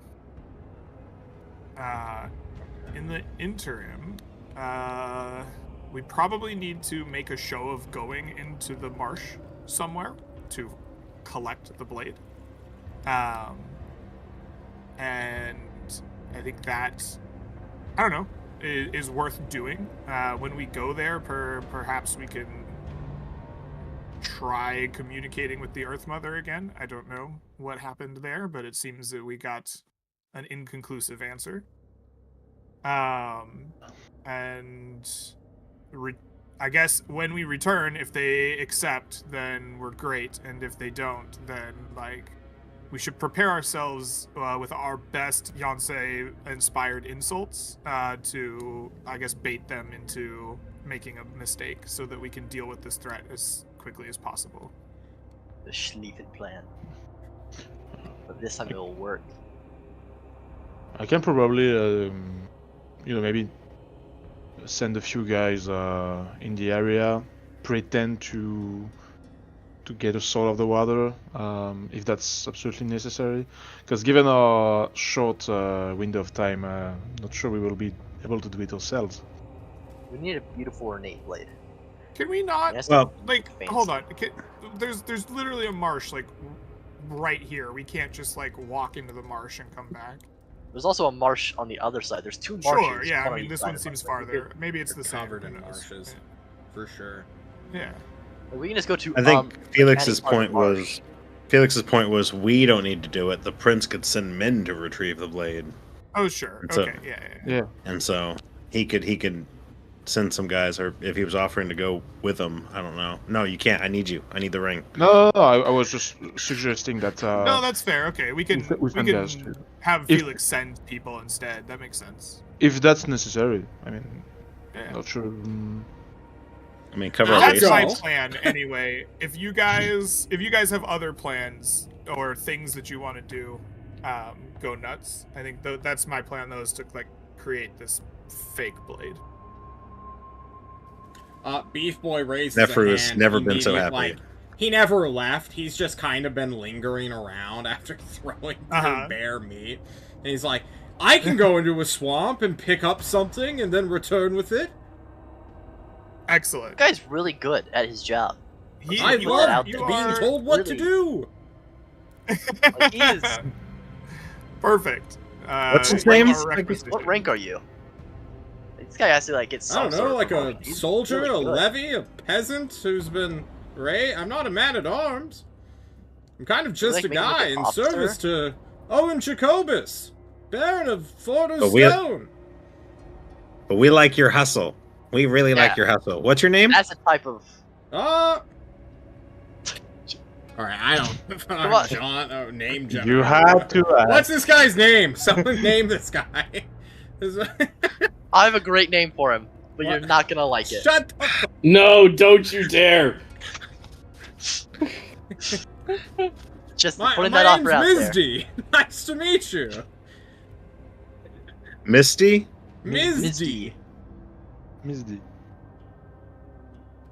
Perfect. Well, so take another sword with you. Any Make sword? a great show of it. Fancy one. Nice.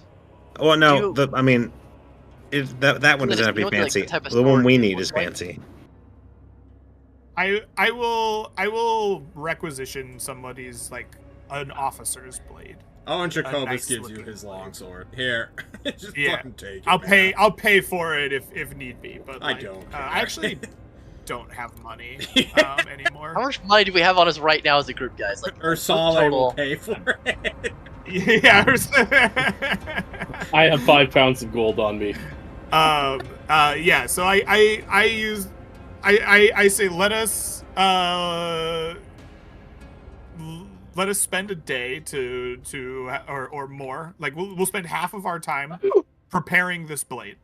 I'll have Dizem and Sneffer do what they can to it, and then we'll give it to you and a like small group to go out into the swamp and find and bring back, and then when you return, we will meet at the bridge. Beef Boy will go and just do whatever needs to be done, I guess. Acting as I your like it. acting as your gopher. Let's jump into the magic of creating a cursed item. Or rather, creating the illusion of a cursed item, I suppose, since we're not actually making a cursed weapon. Maybe? Are we? I mean, I would like Maybe. to. I want Trying to our curse best. this. Who knows? A group of level 4s are trying their best to make this work. Okay. You We can curse know, at it. rules as written says you need to be at least third level or have third level spell slots. But I think 2 level 4 characters can push their brains together with all kinds of magic to make a magical item. Let me find. We need to get something soft-hearted. We got it. Where's my tinkerer's workshop? We're tinkering. Here's a magic shop. No, here we go. Dizem, Snefru, Glynis, Ursale, Felix. The 5 of you gather around a fancy longsword that you found because it was given to you by Owen Jacobus. It looks kind of nice. It's not a +1 naturally. It's not even really a masterwork, but it's a nice looking longsword. Poor thing. Oh god. You are too happy about that. You like fighting. I like doing my thing. Okay. That's fair. That's fair. Now, I'm gonna start making a fun concoction in this cauldron. Okay. If you feel your eyes burning, tell me. God. All good magic needs So, a cauldron. At what part are you gonna take my blood for that? No, I'm joking. Do not do that. Well, I was gonna consider Glynis's blood, but if you're I was offering say stuff- that's probably a really good idea, actually. No, I mean, Oh. I was gonna say some of Glynis's blood. So it And kinda since seems you like it's connected to volunteered, it, but Here, fill this vial fill this Wait, vial as well. what? with Blood. blood. Technically, urine works, but I prefer blood. Yeah, sure, let's go with blood. You guys got the 2 worst characters curious on trying to make something. And we're gonna have so much fun doing this. We're just smiling. Does anyone You've help never seen Felix Dizem and draw his Snefru. blood? I mean, I got the veil in one hand, I got the other hand as my other hand. Someone Oh, cut me open! Yeah, Sneffer will help you. Alright, give me a Let me- medicine I'll check, see you some- Snefru. Don't kill On Felix. Can I help him with it? On it. Yeah, for sure. I'm really good at medicine. Okay. That way, if it's double nat You're not ones, we know whose fault it is. If he's helping me with it, and that gives me advantage, that's a 12. Okay. It's more than enough. You know, we were just trying to avoid the 1, really. Like, a 2, it would have been botched, but it would have been okay, you know. On a 12, Yeah, okay, we were okay, I able to think that- fill 2 small vials of tiefling blood. Good That'd for be enough. a day or so before it goes bad. Adding that to my character sheet. Okay. He's just keeping that. He's not using that at all. I'm using mine. It's Just unrefrigerated. keep that You blood. don't want that blood after a day, guys. Hey, magic is I mean- magic. I don't control it. It's Just tiefling dry blood. I mean, it's gonna putrid stay tiefling warm for long. It's naturally heated. You know, I guess, maybe, huh? Okay, All let's right. get cooking with magic, huh? Yeah, describe to me what you guys are doing and in what order. And we'll, make I some think dice rolls. Dyson goes first. Well, I had to make the concoction first before. Cause it's gonna take a while to cook up. Holy I magic was- doesn't happen in a day. Happens the whole day. It takes time. Okay, I'll go first then. Snefru is studying the ring that Felix is wearing and trying to like he's a coder almost. Like, this part looks like it works. Copy that. Okay, make notes. Okay, I don't quite know what this thing does, but it has a weird feel to it. Take that, put that, and he's working on a plan to like take the tiefling blood and write the arcane formula on the longsword, and then infuse it with as much knowledge as he has ever gained from his schooling on make it a funky sword. Okay. We're I you guys want in a this to be workshop a making sword. dual roll check or a 2 roll challenge, I suppose, for you, Snefru, here. I want one. Got it. I want some kind of history or some other thing from your schooling. For you are summoning back essentially Defense Against the Dark Arts lessons from Harry Potter. Albeit now trying to reverse engineer the things you learned of like, this is how you defend against curses. And like, now you're like, now I'm going to put them on things. Okay, Reverse so- engineering curses. I'll let you pitch a dice roll if you feel okay. You just, oh my god, buddy. Smashing it. You were a Snefru good has student. been waiting for this moment, hasn't he? Sneffer's like, I majored in war, but I minored in curses, bitch. Let's go. Okay, well, you are quite ready to experiment with curses here, Snafru. And then, of course, it is the application of that knowledge, that imposing, studying the arcane scripts, or some sort of demonic, one might call it, runes upon this ring which has bound Felix's hand, and then converting part of it or deciphering it. I think that's just going to be a pure arcana. This is reeking Okay, of coming right up. magic application. That is good. 14. That's a 14. For you're being helped, correct? Undoubtedly by someone here. I mean, Felix is right there, but Yeah. True. his hand is just like, it's like look, hold the light Yeah. still. I'll take that. I saw writing there. I'm not sure if that helped. I didn't really inspect it. I just sort of saw this strange. It kind of looked like a goat on its hind legs. That doesn't part he- tickles. Does he read? Is Felix like fluent in Infernal from his heritage, or? Yeah, actually. Oh shit. I don't know if that helps. Yeah, I mean, you you're already getting. you want me to say gibberish in Infernal? I can do that.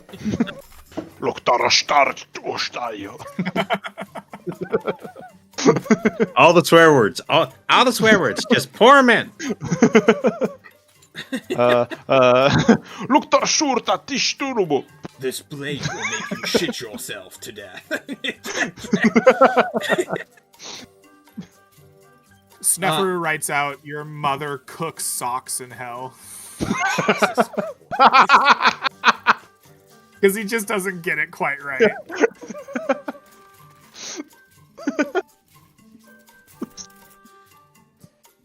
This is the a Blade merry King band. brought to battle with him, by the way.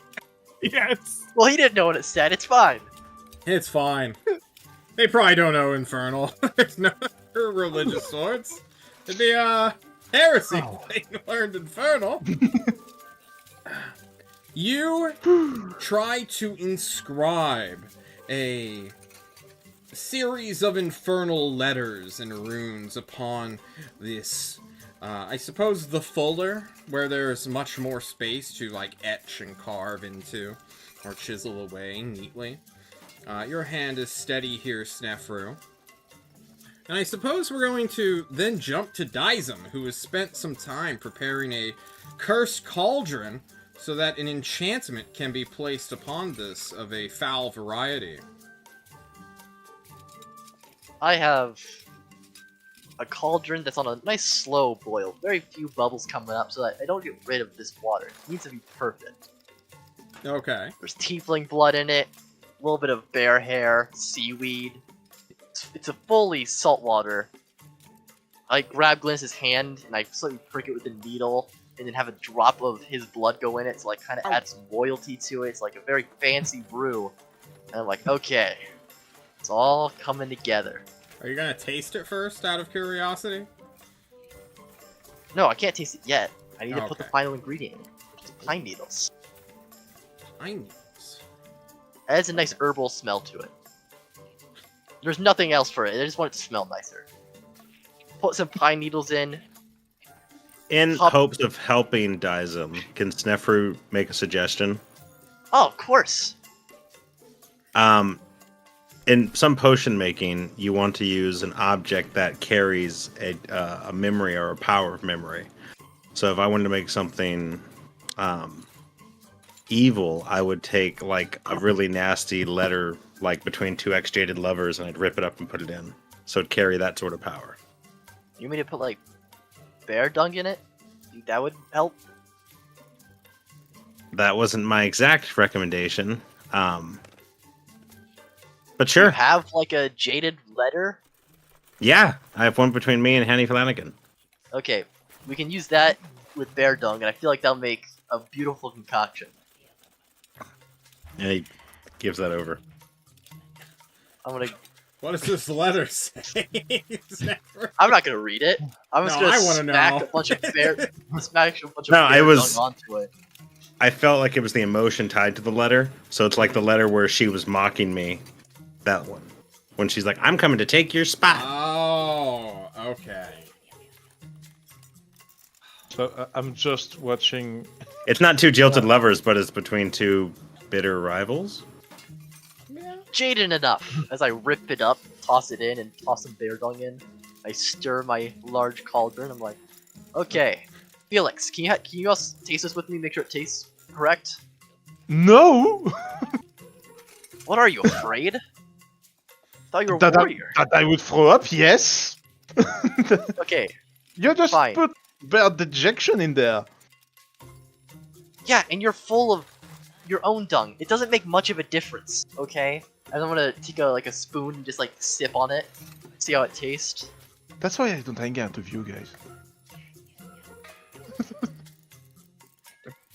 Red, how think am I it's- supposed to know what this tastes?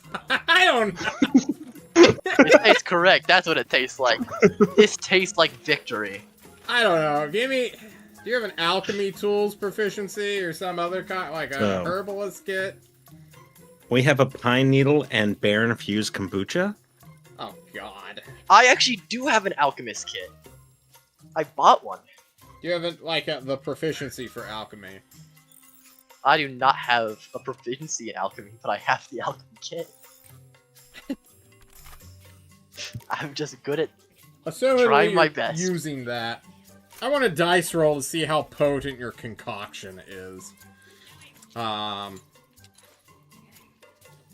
take suggestions from the facilitators here.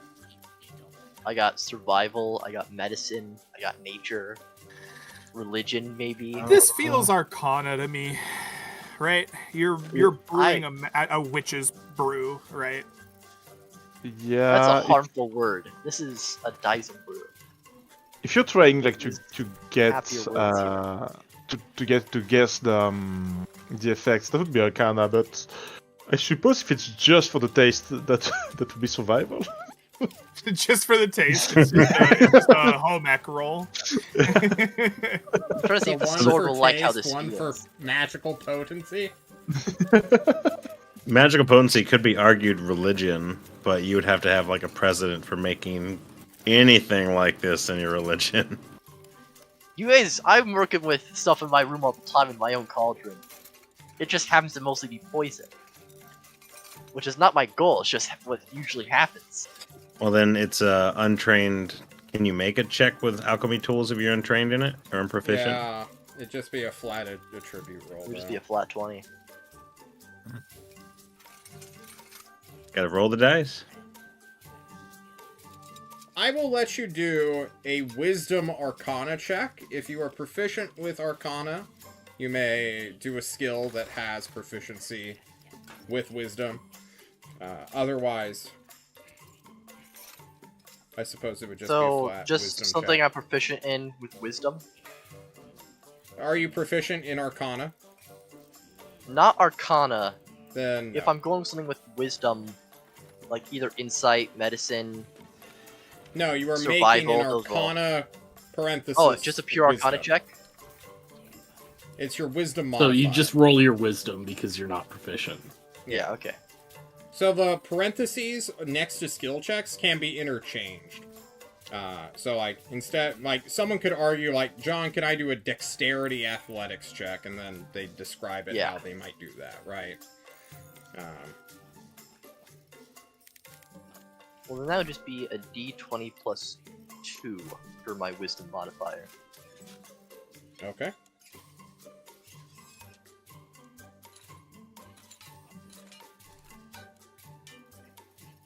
Let's see it. If it wants to load, I put the command in chat and now it is froze You my know, roll page, so I'm gonna 20. refresh it. It's been a little bit of a meme lately. A 9. 9. I think it went through. I'm not sure. It did, yes. My page is now fully frozen. I don't think a 9 is good enough with the components you have added to this cauldron to make it innately magical. I think you will need to do a little bit more, whether spending a spell slot or adding something of genuine magical potency to this brew before you imbue it with the cursed longsword Snefru has prepared.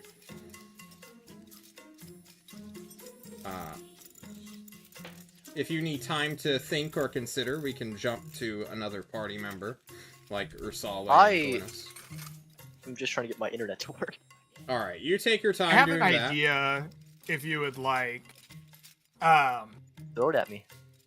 We're creating a cursed longsword, not so much a magical one, correct?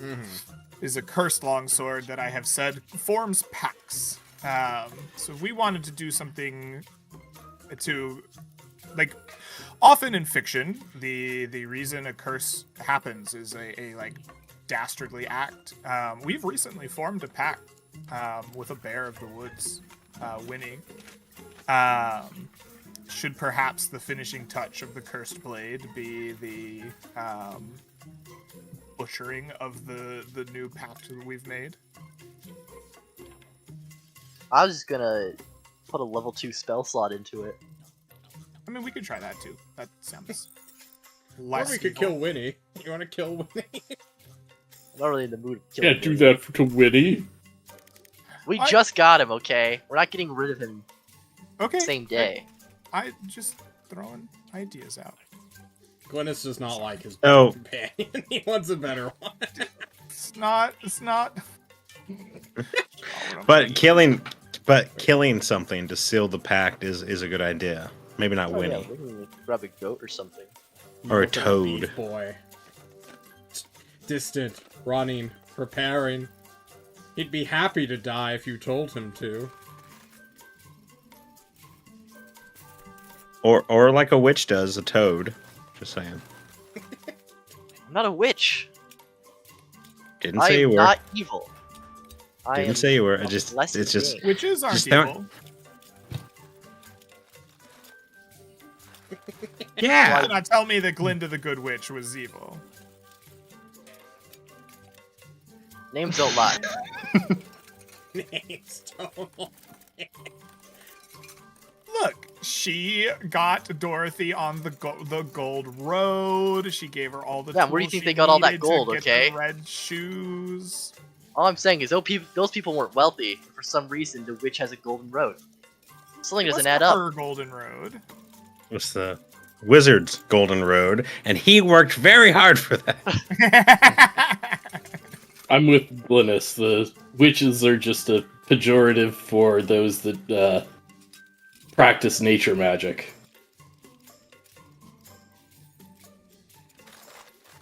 So let's grab. Are you gonna pump a level 2 spell into I it? was gonna just dump a spell slot straight into this thing Okay. with no second thought to it. With no second thought, you channel a second level spell slot into it. Please subtract that from your character sheet until your next Of long course. rest. And then I guess I must now commence a ceremonial ritual by bathing this longsword into a magical vat of Yes. liquid. What color does this concoction begin to glow or vibrate with as you dip the carved sword into it? So first, it starts off as like a murky greenish brown color, but as I start chanting over it and doing a ceremony, it starts to turn into a oily black color as I take the longsword and fully bathe it into the cauldron.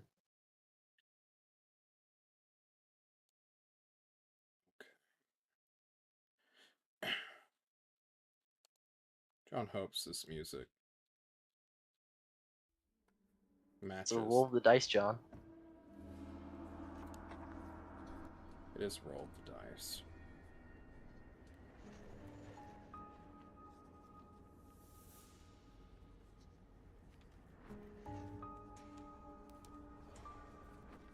The lights begin to dim supernaturally. Infernal runes taste the liquid that you have made, Dizem, from a deity of an abyss.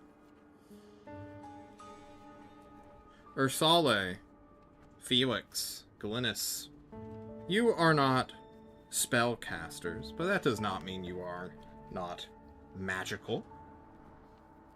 One could argue barbarians are intrinsically magical.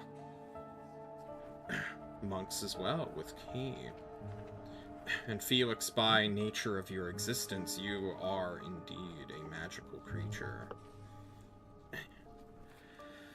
You watch as Dizem takes the sword and begins to whoosh it around a bit, disturbing the oily black. And I would like everyone who is not Dizem to give me a perception check. Snaffer at disadvantage due to height and the cauldron being taller than he is. Oof. Understood. Perception. 8. No! That is. If only. Climb If on, only. climb on the steps. Ah. I thought I would be where I was looking, just to I was observe. Before you said disadvantage, I was gonna say like I would have definitely given Snapper a stool to like watch me making brew as my magic brethren. Fair.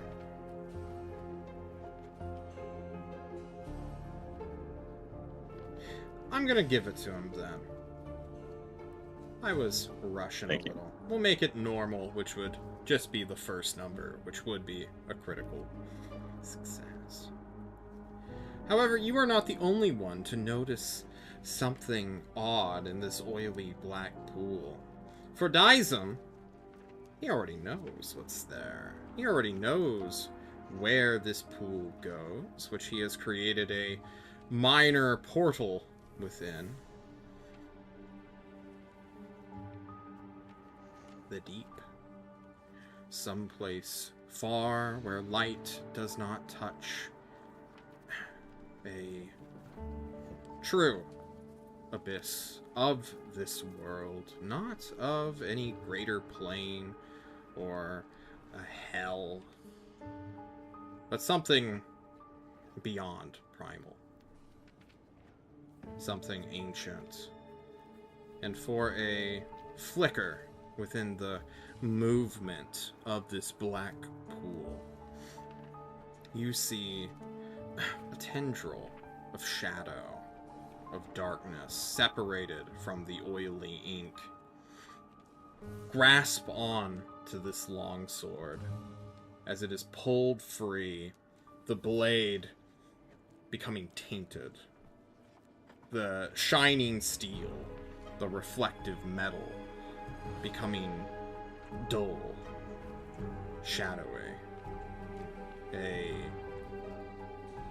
reflectiveless sheen. And as the excess liquid begins to drip off, the only letters or detail you can make of this blade is the demonic runes that momentarily, on Dizem's touch, glow a vibrant sea green before it is freed. And the darkness begins to fade, bringing its normal coloration back.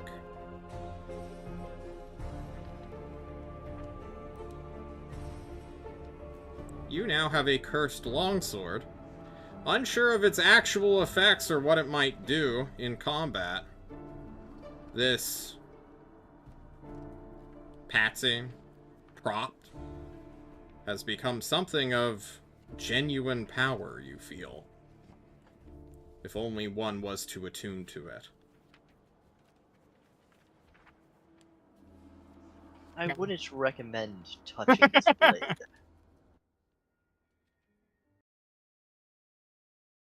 And I'm gonna. That was very interesting. Very scary. Yeah. I'm gonna grab a big piece of hide and wrap the sword up to cover it. And it will not backfire, right? Yeah. We must turn our attention back to Divinus when we are done up with Njord. Recovering this blade will be among our priorities, but we need it now to serve its purpose, so that we may turn our attention where it is needed most. As well, I don't think anyone of Divinus would want to attune to a sword like this. Snefru spends a good long minute studying it before it's really wrapped up, in case he has to try to find it with magic some other time. You get acquainted with this blade in case you have to locate object it or scry on it in, 9 levels or so. I don't know when you get scry, I'm sorry. 6 levels? Something like Yeah, I that. think 6 levels. Regardless, you study it, Snefru.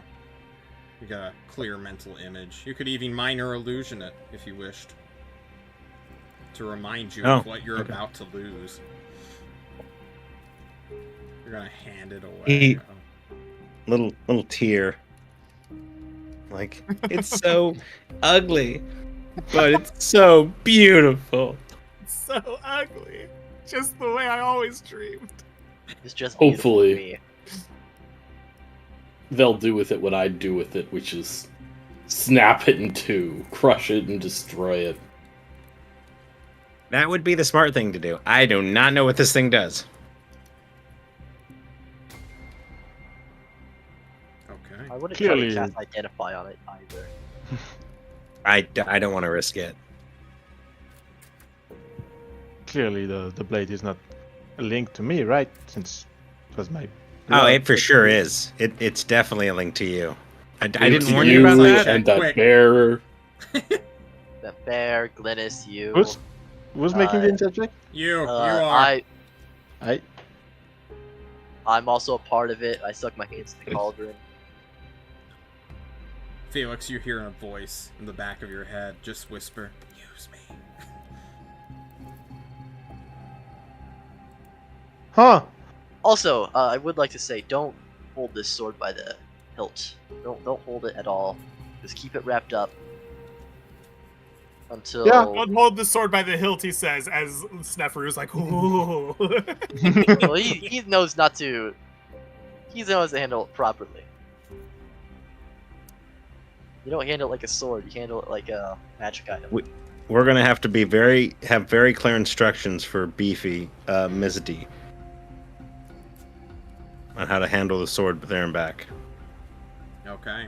I think Beefy is going to be accompanied by one of us, right? Smart. So that there is no peasant with a cursed magic blade running around. Well, Felix, you're the closest this sword's related to. Great. Safest in your hands. Throw it to him. Here you go. Just toss him like the bundled up sword. Here you go. Don't hold it like a sword. Don't think of it like a sword. There you go, Dingle Dong. You just toss it down haphazardly. Don't drop it. Don't have it contact fresh water. Normal item stuff. Normal item stuff. Don't Mm. touch any Don't let more it cut blood you. of it. Yeah, Don't let it cut don't let anyone. touch you. Don't put any blood on it of your own. No blood. Don't touch the ruins. Keep it in Mhm. the hide at all times. Hide. Yep. This, like I said like 3 times, don't let it touch fresh water at all. No fresh water. Don't let it touch it. Does rain count? Yes. Oh, we're gonna need Keep more it covered layers. at all times. Do We not let need it touch more fresh water. layers. You know, Well, good luck, drizzling. Felix. I have my full faith in you. Snefru sleeps for a day after all that work. Yes. Felix, do you just head out with Beef Boy? Mizdi? What do I do? What do I do with that? I have my full faith in you, I Felix. will go with Felix. I told the clerics that I would need time and I would go get it. So I think if they are keeping eyes on us from across the river, I want to be in the party that travels. So like at Yeah. least with emotional support, I will be there with Felix. Be like, I want to play don't cards worry, with Snefru. we'll get through this together. We'll figure it out. Sure. Right then. Alright, how many people Shalom? are going with Beef Boy? Because if it's more than, like, you guys need, like, oh, you won't even let me hold the sword, I guess I should just stay here. Like, you guys got it. He can stay if he needs. That's not a problem. Oh, I'm staying back. Once Snefru wakes up, I'm gonna play cards with him. It's a long little day. So it sounds like the marshals are gonna go and retrieve the blade. Okay. Or he could join us in cards. It's gonna be a fun time. We're betting years of our life. I don't condone anything that you guys do. We're gonna learn that Dizem's real name is Methuselah, like Yeah. episode 40. The marshals go ahead into the swamp to perform their role for whatever sort of spy may be watching the camp. For I believe there is a concern that 3 days was not enough to truly retrieve it. So into the swamp you go. After mucking around, looking, pretending to search, one of you performatively picks up the sword that you put down, presumably, and then carries it back. Is that the play? Yeah. I think that's it. Yep. Sure. John roll dice for fun. He loves rolling dice for fun. No reason. All good. Okay. On the 1st of March, dawn breaks. Which means 3 short rests have happened or potential short rests have occurred in that downtime, if anyone needs it. Provided you, for long rest mechanics and rules, all you would need is like 4 more days here in Fort O'Stone without any sort of high exertion activities. Negotiations don't count. To benefit from a long rest. Nice. Just so we're all kind of caught up on resources. Sounds good. Perfect. On the 1st, the party gathers, and come morning, which, you know, you didn't really set a specific time during the day, but you said come back here in 72 hours, so 72 exact hours later, a squad, a wing of knightly sorts, men-at-arms or elevated commoners on horseback, see it. It's been 3 days. Can I get another, like, animal handling check from Glynis and Ursale, or one at advantage?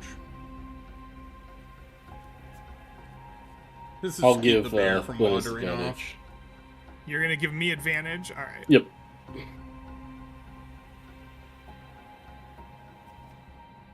No. Alright, let's see if the bear gets bored. Ugh. The bear does not get bored. You know, you're tired, We you're have rules on exhausted. this. You haven't been a good owner, Glynis, you know, but like, so far the bear's loyal. It hasn't gone wandering off, and Beef Boy keeps throwing it cow legs, so it's not like going anywhere. Nice. Honestly, at this point, you're kind of worried that the Beef Boy is taming it on your behalf rather than you are. What if I gave a royal gift to Beef Boy? No. John, get rid of this fucking bear, right? No, I don't. That's not what I'm saying. It was Ah. funny to me. It's just really funny every time. Yeah. And it will be forever. Well, you know, if you can keep it entertained, it won't maul you, Beef Boy. I'm like, okay. You all head out to the bridge. Actually, no. Hold that thought. We're gonna rewind a little bit. Glynis, at one point during the ritual, Jacobus is going to check in. First to see what the hell's going on with the longsword that he gifted you, and if he just accidentally sold his soul to a devil without knowing it. But more importantly, he kind of wants the DL of like, so are we really going to be trying to bribe them? Yeah. I assume that I've been keeping Jacobus in the loop the whole time, Yeah. right? So, I guess, yeah. They asked for a show of faith in exchange for a truce. If we can get the truce, then we can come back and with a show of force to defeat them later. I need to be able to focus on Niord. I know that invasion is happening, and unlike the Paladins of Divinus, it is not something that should we ignore would be, as you said before, just a few cities, maybe a fort or two. I tried to ask the Bear Mother for protection of the river. Seems that it was an inconclusive result. None of the druids seemed to know for sure if she would respond favorably. So this is the best bet that I have. And here are all our plans. This is what we're doing. May I make a recommendation? by all means. I have 2 ballista. I see where this is going. While It can't reach the bridge is not- from where it is. It can immediately cover the exterior, so should you be pursued, all you need to do is run into the covering range. But we could do a little fuckery. If we cut off the head of the snake, the body tends to die. it tends to die. But unfortunately, it remembers, and its brother comes back, or the strange wolf watching you comes back later. If we are to engage them, should this fail, we need them to strike first. Our actions with this will be remembered by those whose ears and mouths and eyes it reaches. We cannot merely ambush the people of Divinus on this bridge. I'll be right back, John. Someone's at the door. You're good.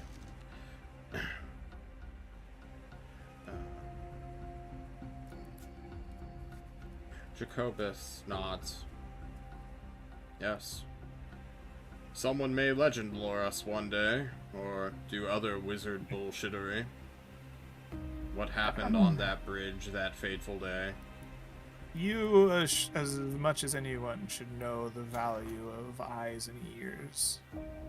You used yours very well in service of the country. You are not the only one who knows of this.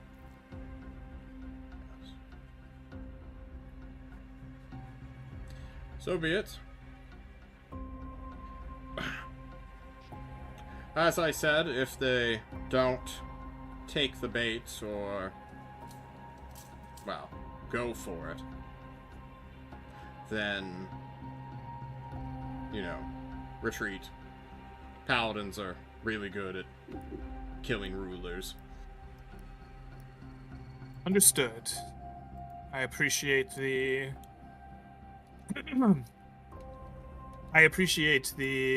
counsel. I will make sure that we have a path back to the fort. He nods. Did you still want me to prepare to destroy the bridge? If you were to man the ballista, should things turn south and we are attacked, it may be worth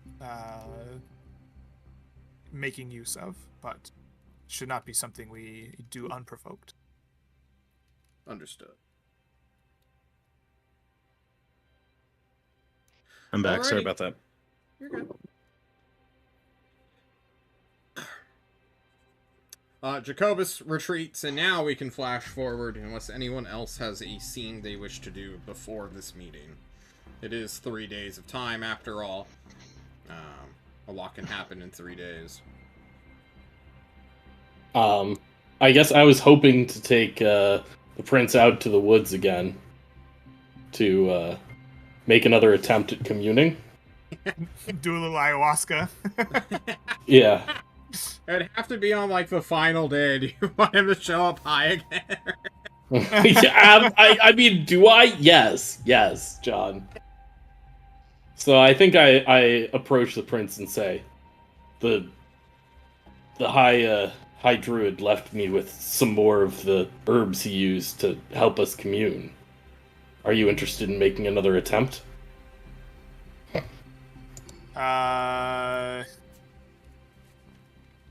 Sure, I guess. Yeah, why not? Okay. There are 2 ways I know of deepening your connection. The first being that as you are imbibing, that you would go on a hunt yourself. And that brings you closer to the Bear Mother. The other one is a much more literal way of getting yourself closer to nature. You bury yourself in the dirt as you're taking the drugs. Just you can feel the dirt and the worms and nature Why don't we go for covering it? yourself. Winnie? Let's I'm get just a beer. staring at her Sale's art, and just the two tiny eyes is terrified. It's like, yeah, that makes perfect sense. He would definitely say this for sure. I'll get the horses.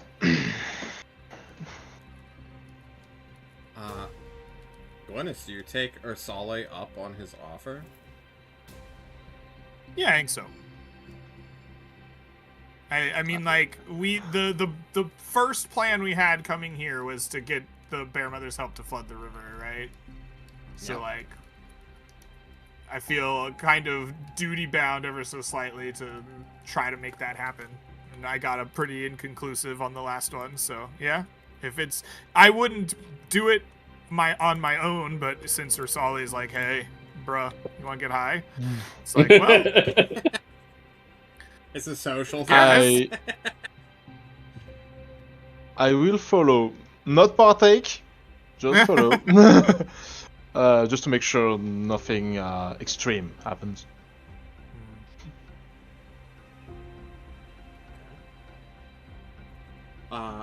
You guys will... Or you just go out into the woods, I assume? Yep.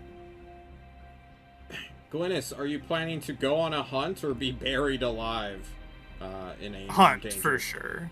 Okay. You all... Well, you don't all. One of you, at least, imbibes within the strange herbal concoction, inhaling the vapors and fumes after it is thrown upon a fire. It's less celebratory since there's no stuff in the Druid Grove to, like, get super crunked. The bear, as well, is kind of, like, uninterested.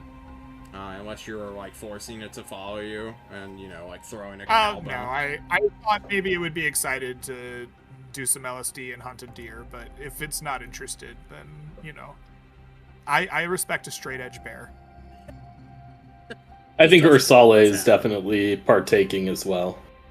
Okay. Then you two will go on a hunt. High as balls. I need you both to make con saves.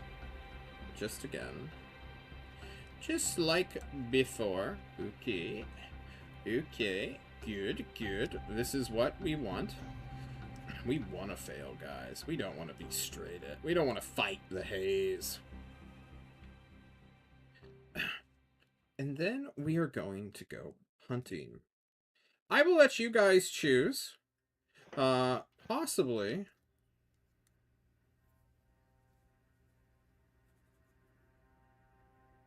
No. I've decided. I'm gonna let you both do survival rolls to hunt.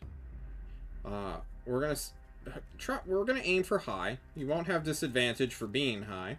This will just be a normal roll. And we will look at those successes and either raise the D100 you guys will need. So normally it's 10 or below to gain a success here.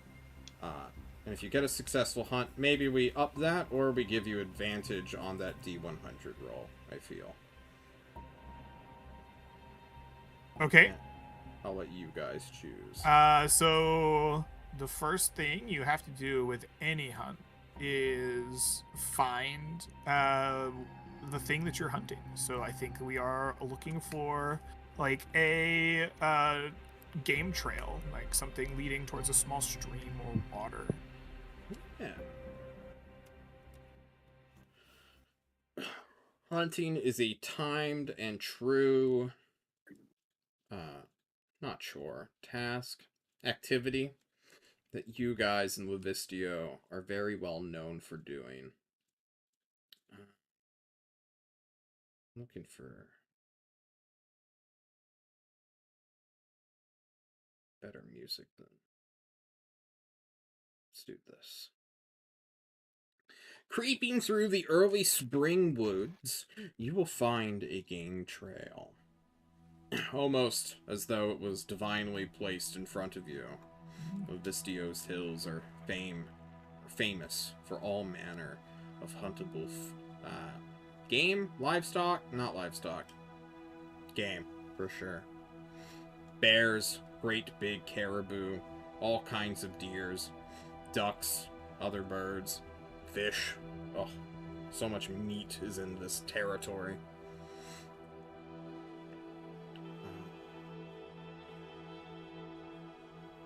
I guess I just need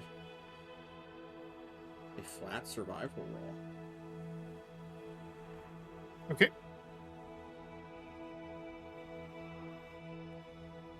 $21. Huge. Huge. Followed by a 9.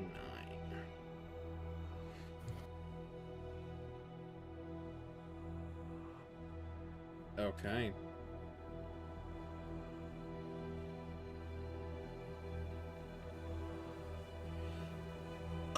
I think I'm gonna raise the DC rather than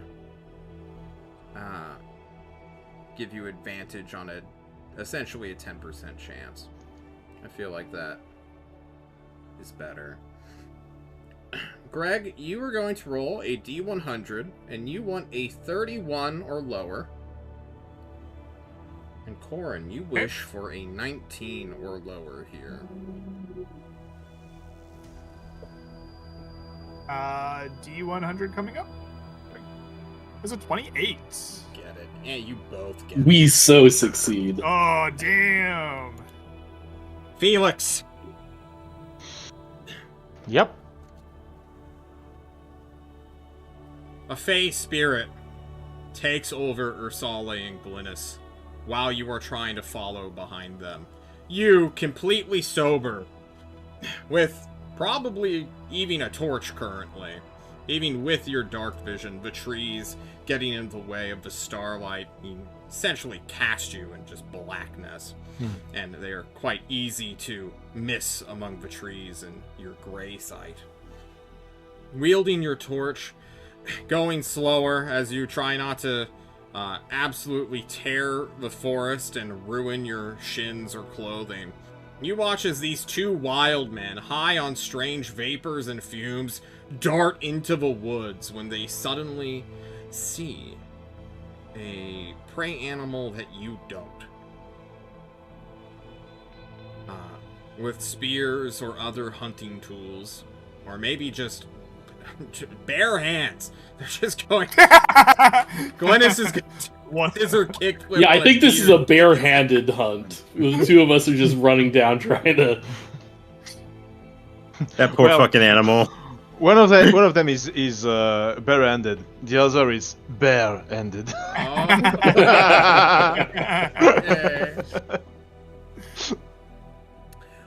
Felix, you are quickly left behind, and I'm not sure Felix would want to go in the woods alone with these two madmen. I mean, I have to. That's the prince. You can give me a survival roll of your own to track them, or an investigation to, like, piece together where they are. Oh, let's see. I mean, it makes more sense survival, like if I try to track them. Oh, awful. Felix, but I need to find them. I'm the Sam. That's me. I am the sober armored monitor. That's me. Felix tries, you might. They're fucking them. gone, bro. They're dashing with their increased movement speed. This is bullshit. You crawl out. Oh. You will Also hunt a them. monk. If I have increased movement speed, I'm Yeah. polarized. Yeah, you're It's Like- done. Obviously, I went like on horse's back, and I know like I can picturing just me being lost in the woods and just having like a sound on my left and just singing just Glynis going faster than the horse. Just He road runners. yeah. Meep, meep. Well, it's funny because Glynis is like super fast and like going from branch to branch and like diving and rolling and dunking, and Usali is like breaking trees. It's just boom, boom, boom, boom. Head down, arms up, just pushing through. Glynis and Ursale, you leave behind your narc friend.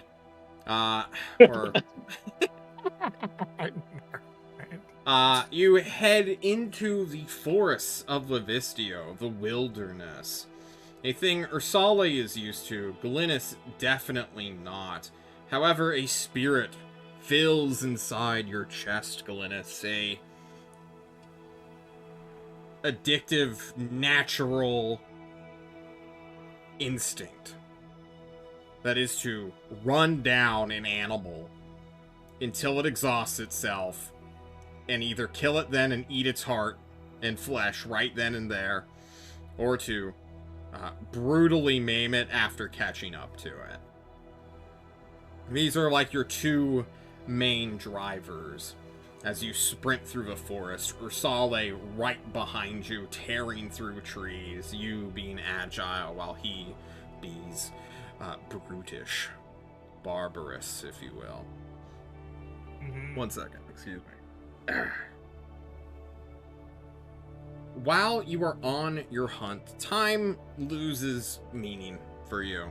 You're high as balls. There's no way you know exactly how long you've been. Your rough estimate is hours in the dark through the night.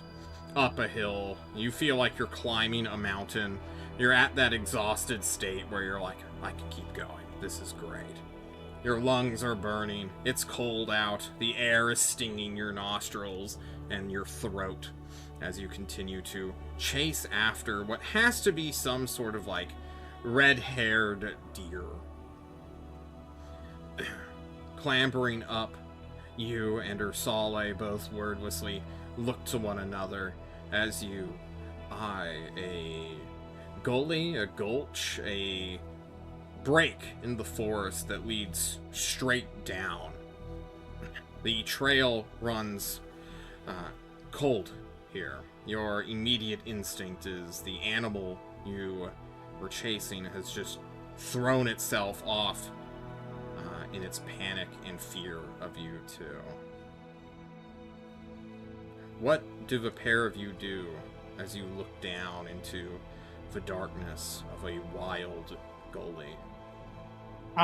Is this gulch clearly like hundreds of feet or some crazy fall? Not super crazy. Maybe like 30 or 40 feet down. You can tell. I with think your that dark vision. as a monk in like a super heightened state, right? I'm just going for it, right? Like we're Go just for it. Yeah, I Or think Ursale is a little bit behind, being a little bit slower, and just follows straight through as well. I've got the full monk package plus like bear juice. Like I think I feel like I can just make that leap after whatever it is.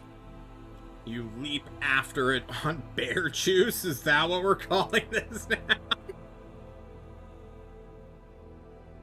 You got any bear juice? You wanna Down. I want other into people to learn that. the spell bear juice. They just look at Winnie. What juice?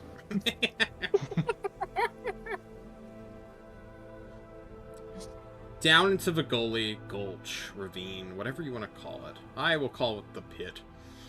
You head down, being acrobatic, agile, or just physically clambering down and owning the small, relatively small drop for you two. You're, after all, heroes in this world. A regular mountain climber might look at this and be like, no, fuck that. You guys dive without any hesitation. Darkness surrounds you. Great bushes and trees you push through, this time slower, looking for the carcass. Your feet hit a small stream. Water pitters and patters as you look for animal sign. which soon comes as you find in a small clearing surrounded by trees and a rock wall of the gulch itself, the deer. Its head already severed, decapitated, or ripped off. Its body crushed partially in the back hind legs. It seems to have dragged itself here before meeting a fateful end. And beyond it, a large cave.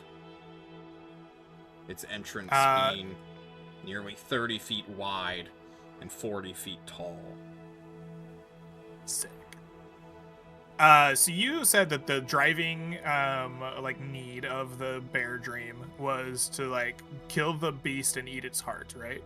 Yeah. Its head's been ripped off. It's slightly crushed. If I go up to inspect it and, Kalima, Indiana Jones this, can I get its heart? Sure. If you head into the All clearing. Right. Yeah. No. Given. I'm heading confidently through the clearing to the deer corpse with the intention of pulling the, Temple of Doom. What of you, Ursale? I think I'm following towards the entrance to the cave. You ignore the deer entirely? Or do you Yeah. just head? Okay. Glynis goes for the meat and bones and flesh of the deer. But you, Ursale, you've done this drug far too many times. As a youth, becoming a barbarian, getting harassed by druids who are like, come on, man, it's not a gateway drug. That one wasn't funny? No laughs at all? Yeah, it was funny. It was funny. Alright, thank you. Hoo-hoo. Thanks, Rude. You head to the cave entrance, Ursale. You, unlike Glynis, who's on his second time now of this substance, ayahuasca, is that what you call it, Greg? Ayahuasca, bear juice. Okay. It's got names. It's got all kinds of names. We're finding out right now. Ayahuasca is a real drug, by the way. Yeah, I know. Okay. I've never had it. I'm now interested if this is anything like that. Ursale, you head to this breathing, huffing cave. Glynis seeming not to hear what lay beyond in the dark. My intent is to stop near the mouth of the cave. Then you stop. Before you is a infinite darkness. A different kind of abyss. But you hear it in there.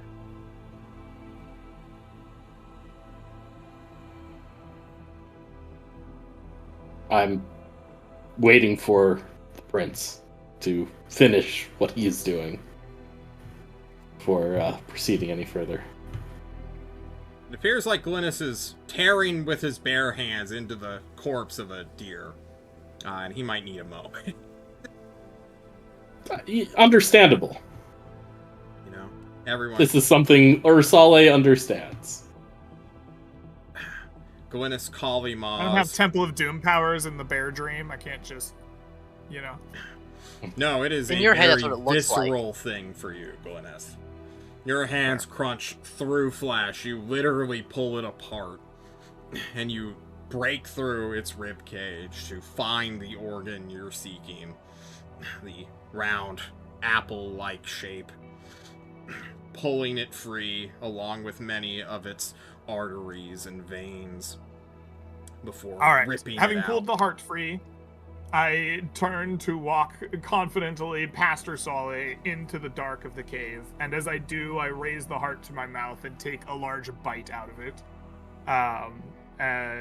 And as I like chew and swallow, and would hold the rest up out as like offering as I walk, expecting there to be a very large bear somewhere in here. You walk fearlessly into the dark, Glynis. I do. What do you say, or what are you thinking in this moment?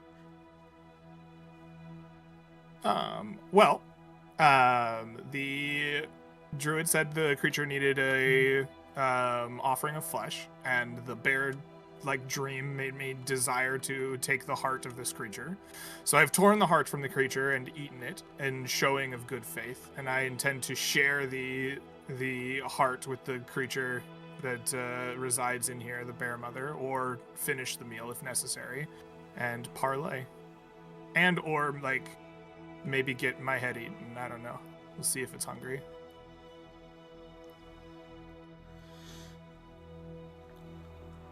What have you, Ursale? I think I'm just gonna. This was what I wanted all along. I'm here to get him here. If he's here, I've done my job. I'm waiting here at the mouth. Okay. Glynis, you are beginning to hear the huffing and puffing of something sleeping, snoring, in a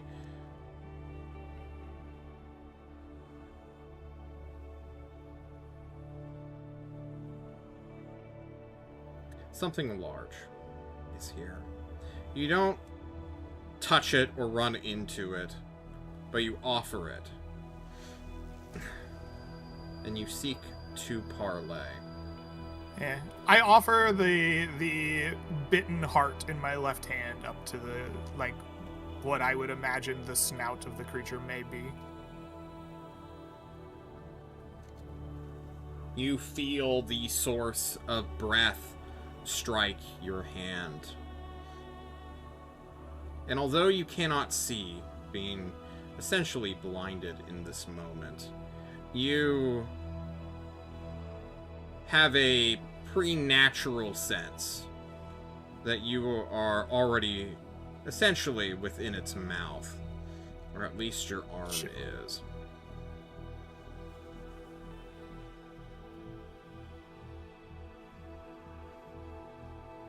I guess I wait.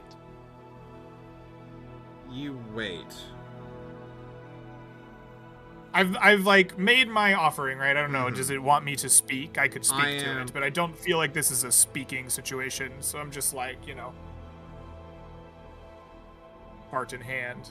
It is not a speaking situation, I suppose. I have to think for just a moment. Give me 1 second.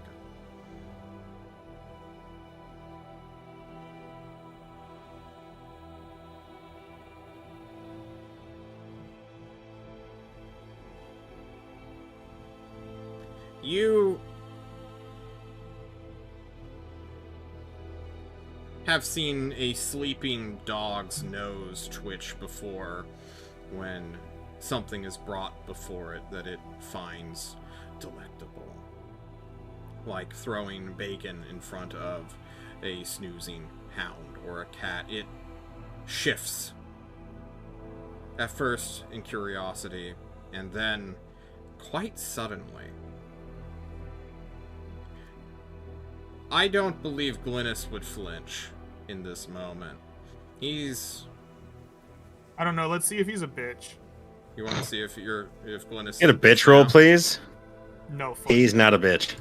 You feel teeth and gums and tongue grapple your arm, essentially biting you down to your bicep of your left arm where you offered this heart.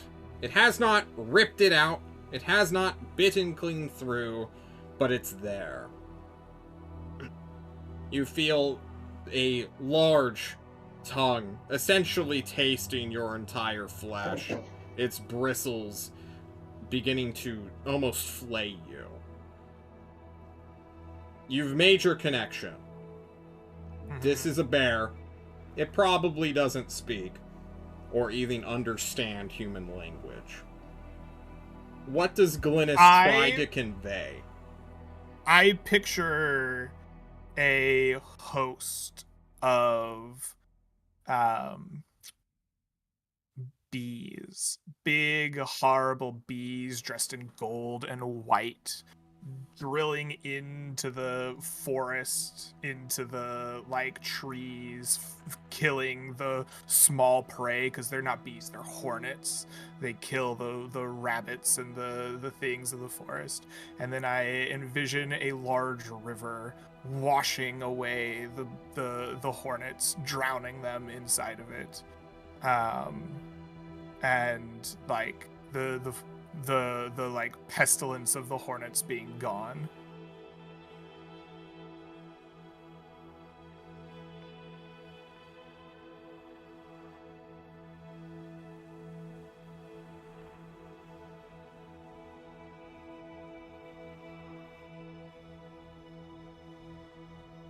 Uno momento.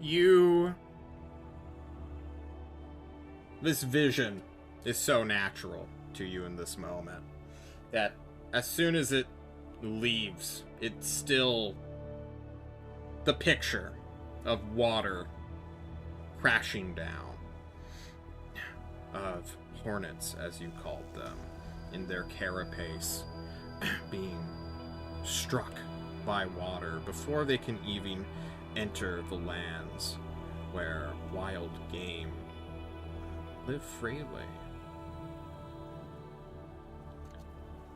As you do, or as this image ends, you feel the tongue begin to pull at your arm. The heart of the elk leave your hand as it is pulled. And although you feel great pain in the moment, you also feel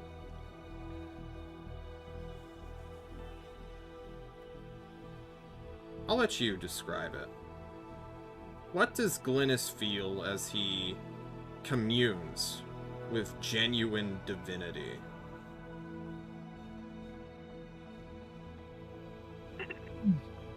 I think he views this as satisfaction. This is his birthright.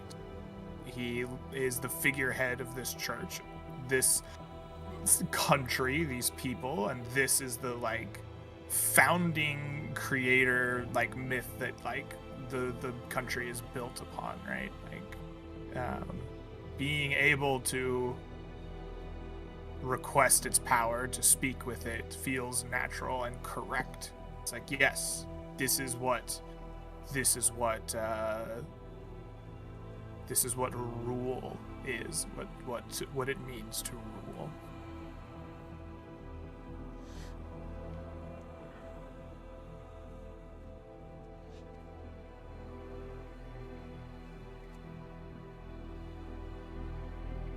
As the teeth rake your flesh, flaying you, drawing your blood, exposing muscle to air. As it reaches your wrist, now the giant feeling much more like a regular bear, it clamps down on your hand. And a single thought is returned. Or an image, I suppose, of a man you've never met before, of a person only your great-grandfather knew in life, of a small, incredibly small man, almost a hobbit in terms of size,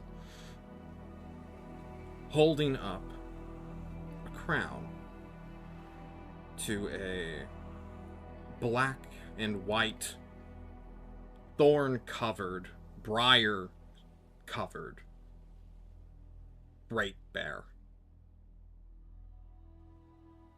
And as you get this vision,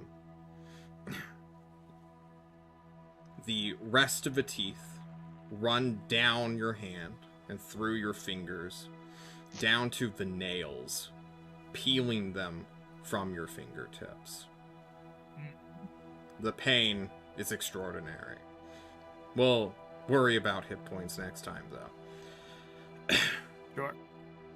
The reminder of you may be king or ruler, but to this creature, you are still something very, very small.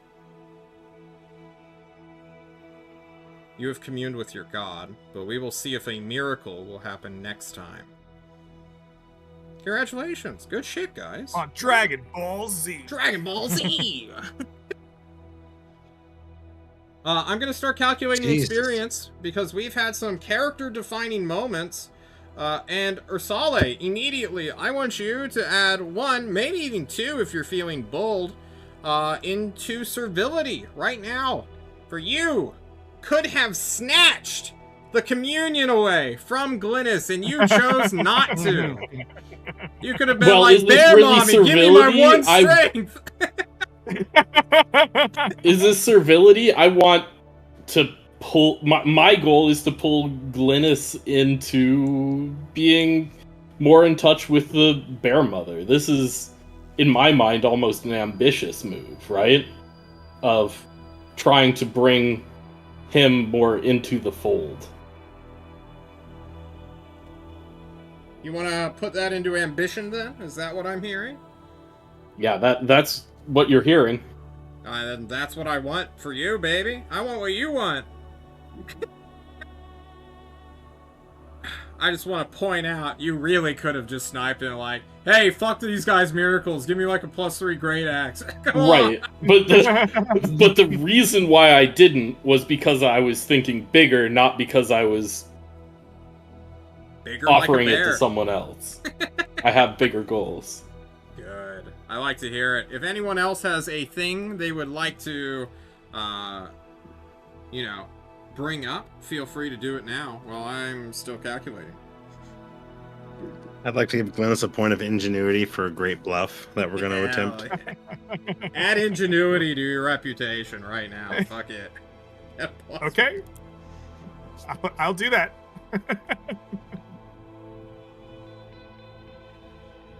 Ingenuity. I mean, me and Sneffer together created quite possibly a very dangerous weapon. We should be punished for what we did. You should be punished. We made a weapon of mass destruction. There is a universe where I could see taking like -1 honor, but like +1 loyalty or +1 ambition for like, hey, I need you to make a cursed weapon. I actually was like, let's bluff it, and you were like, nah, let's curse a weapon. So to expand on that, I think that does go against Sneffer's honor as a brim-hatted wizard who's supposed to protect courts from cursed shit. As well as, I mean, he's literally pursuing his ambition we saw from episodes ago when he first saw the ring, right? So that makes perfect sense for me. I don't know if Dyson would subtract a loyalty or honor. I don't know if he has that much honor to even subtract. But it also seems in the wheelhouse of something of his cult and faith would do. So if you We're just having fun out here, man. You're just having a ball! Cursed swords, baby! Create inkwells! Pulling Sneffer in. Sneffer every day will be more like maybe servility, because you are actively trying not to get people cursed by it. Oh no, I didn't. I just it's told you guys what to not do to get cursed. Me and Sneffer went into a room, did a lot of weird stuff, and came out with a sword that, stab someone might turn them into a horrifying monster. We don't know what it does. That's the fun Just of it. say werewolf. You got to stay on brand. True. Felix, For Show me werewolf. go I for was it. gonna say for Felix, he let me and Dysum do whatever we wanted. That's got to be servility, right? Yeah, I was thinking servility. He partied hardy and didn't get a vision quest. I want him to add loyalty as well. More so Alright. than just the prince. I think he has been steadfast in his role as a judicial champion. He has stated multiple times, like, I'm not gonna go throw the gauntlet at this man for calling me a goddamn demon. Like, fuck this guy. Your honor demanded that you throw down with him, but instead you chose the nation comes first. Yeah. So I really like that. I really do like that. Anything else? Or are we ready for me to rush through the rest of... God, I love talking about our character decisions, guys. I really do. What am I writing here? I need... That's a W. I don't want a W. You either have to like make me and Snefu promise not to make any more weird items in a shack together. I would not I don't make know, that it seemed promise. Like it was a pretty good idea, honestly. Honestly, do what you want as long as you don't choose my blood anymore. Oh no, your blood's needed. We're gonna need more blood next time. All of us. Really imbue it with like some barbarian strength. Really get it going. I guess we probably have a bond with Ursale at this point, whether he joins the party or not officially. Ursale, you and I have shared a vision together. And I need to know what that portends at any cost. I will find out. That's how we phrase it. Ursale and I have shared a vision together, and I must understand it. I will understand it at any cost. You guys clearly are like bong buddies. Let me rephrase that again, because it should be slightly different. Ursale and I have shared a vision together. I will see it fulfilled at any cost. Okay. Okay, so you're really going all the way with the... Bear Mom. Well, I Bear need a new Daddy. cult. I was always a cultist, but now I don't have a moon anymore, so That's true. I guess we're bears. You're always He welcome. went in, from a lunatic to a bear brother. Yes. Bear Bros! My tentacles are always welcoming. Okay. Nice! Never say it again, please. For the discovery of your one, making a cursed magical item, as well as the bear mama. Oh, baby. Getting lucky on those dice, getting creative with how you were pursuing them, and being lucky, being fearless, being bold. That will be 200 for discoveries. For relationships, I think we learned a lot about the Archdruid. He's a bro. We learned a lot between Ursale and Glynis. Double bros. We made a friend. You're calling him Winnie. I think that's worth another 100 experience. No combat, unfortunately, but for roleplay, everyone take home another 100 flat. Because, in retrospect, John's forgetting you got to reward you guys for roleplay. But I'm done sandbagging experience, I feel. I know I really put you guys through it the first 14 sessions or so. But, I really wanted to cement everyone's relationship. That's 200, 100, 100 for Yep. 400 total. Is that what I heard? 400. Okay. Next time, if we are successful in thwarting the Divinius expedition or raiders, there will be more experience. However, water doing all the work won't really be as exciting or nearly as rewarding. The bear mom might get some experience there. However, if we can trap the guys, the leaders on the bridge as the water is coming during negotiations, that's going to be worth quite a lot, I feel. So I can I'm trap just one of saying, them if we can for sure. snipe their leadership, definitely we will have succeeded then, as we stall out logistically as well as physically barrier them out of your kingdom for at least a couple of months. Which may be all you need to defeat the Neordians who are coming to kill you. I believe at 2959, I have leveled up to a 4th level character. That sounds right. Congratulations. Hell yeah. Welcome to the Thank club. Welcome to the club. It's a long way to level 5. That it is. That it is. Very true. What a cool session.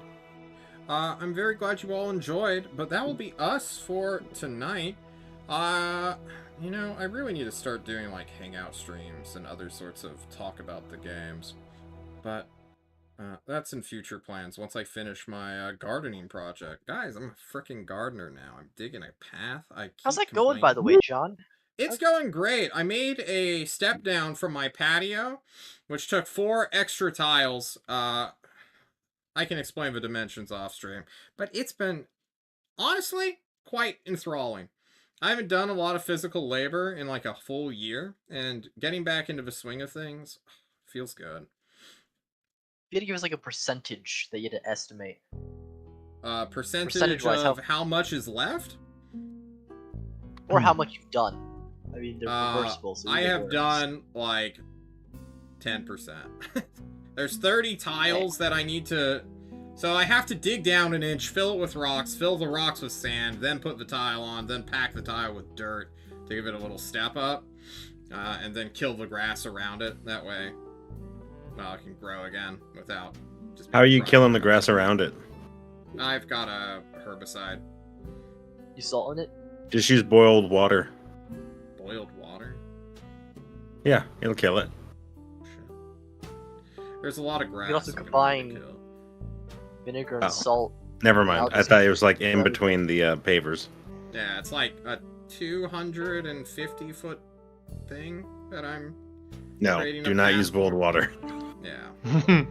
It's a lot, but I'm excited for it. I'm gonna be resuming that tomorrow, essentially at like 10 or 9. When do we get John's gardening streams? Yeah, just have someone follow me with a camera. Like, alright, I'm digging a hole. Set up a tripod. Just set up You'll a make so tripod. much money. You'll make so Oh, much yeah. money. John's sweaty gardening stream. Oh yeah. Oh, Start my. taking off my shirt.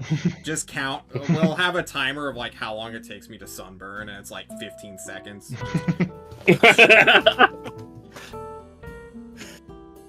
Alrighty, guys. Legitimately though, sorry. No. Sign off. Alright, we're gonna sign Legitimately off. though. Fuck, Greg! You're baiting me! I just said no. Okay. No! Say it now! Before the song ends. Legitimately though, Koibu's like very successful when he does gardening streams. Like this is a thing that for whatever reason, people, especially people in the D&D community, have and do watch. So Oh. it is like not a joke idea. This is a real thing that you should probably do if it's a thing you like doing and enjoy. Okay, sorry. Alright. Also Well, a joke guys. idea. It is a joke or not a joke? Now I'm worried. It's both. Oh Oof. god. Alright. No. You know that's a good one when it's both. Feel free to salt the earth, John. That usually kills things pretty well. Yeah. I love killing things. Alright. We're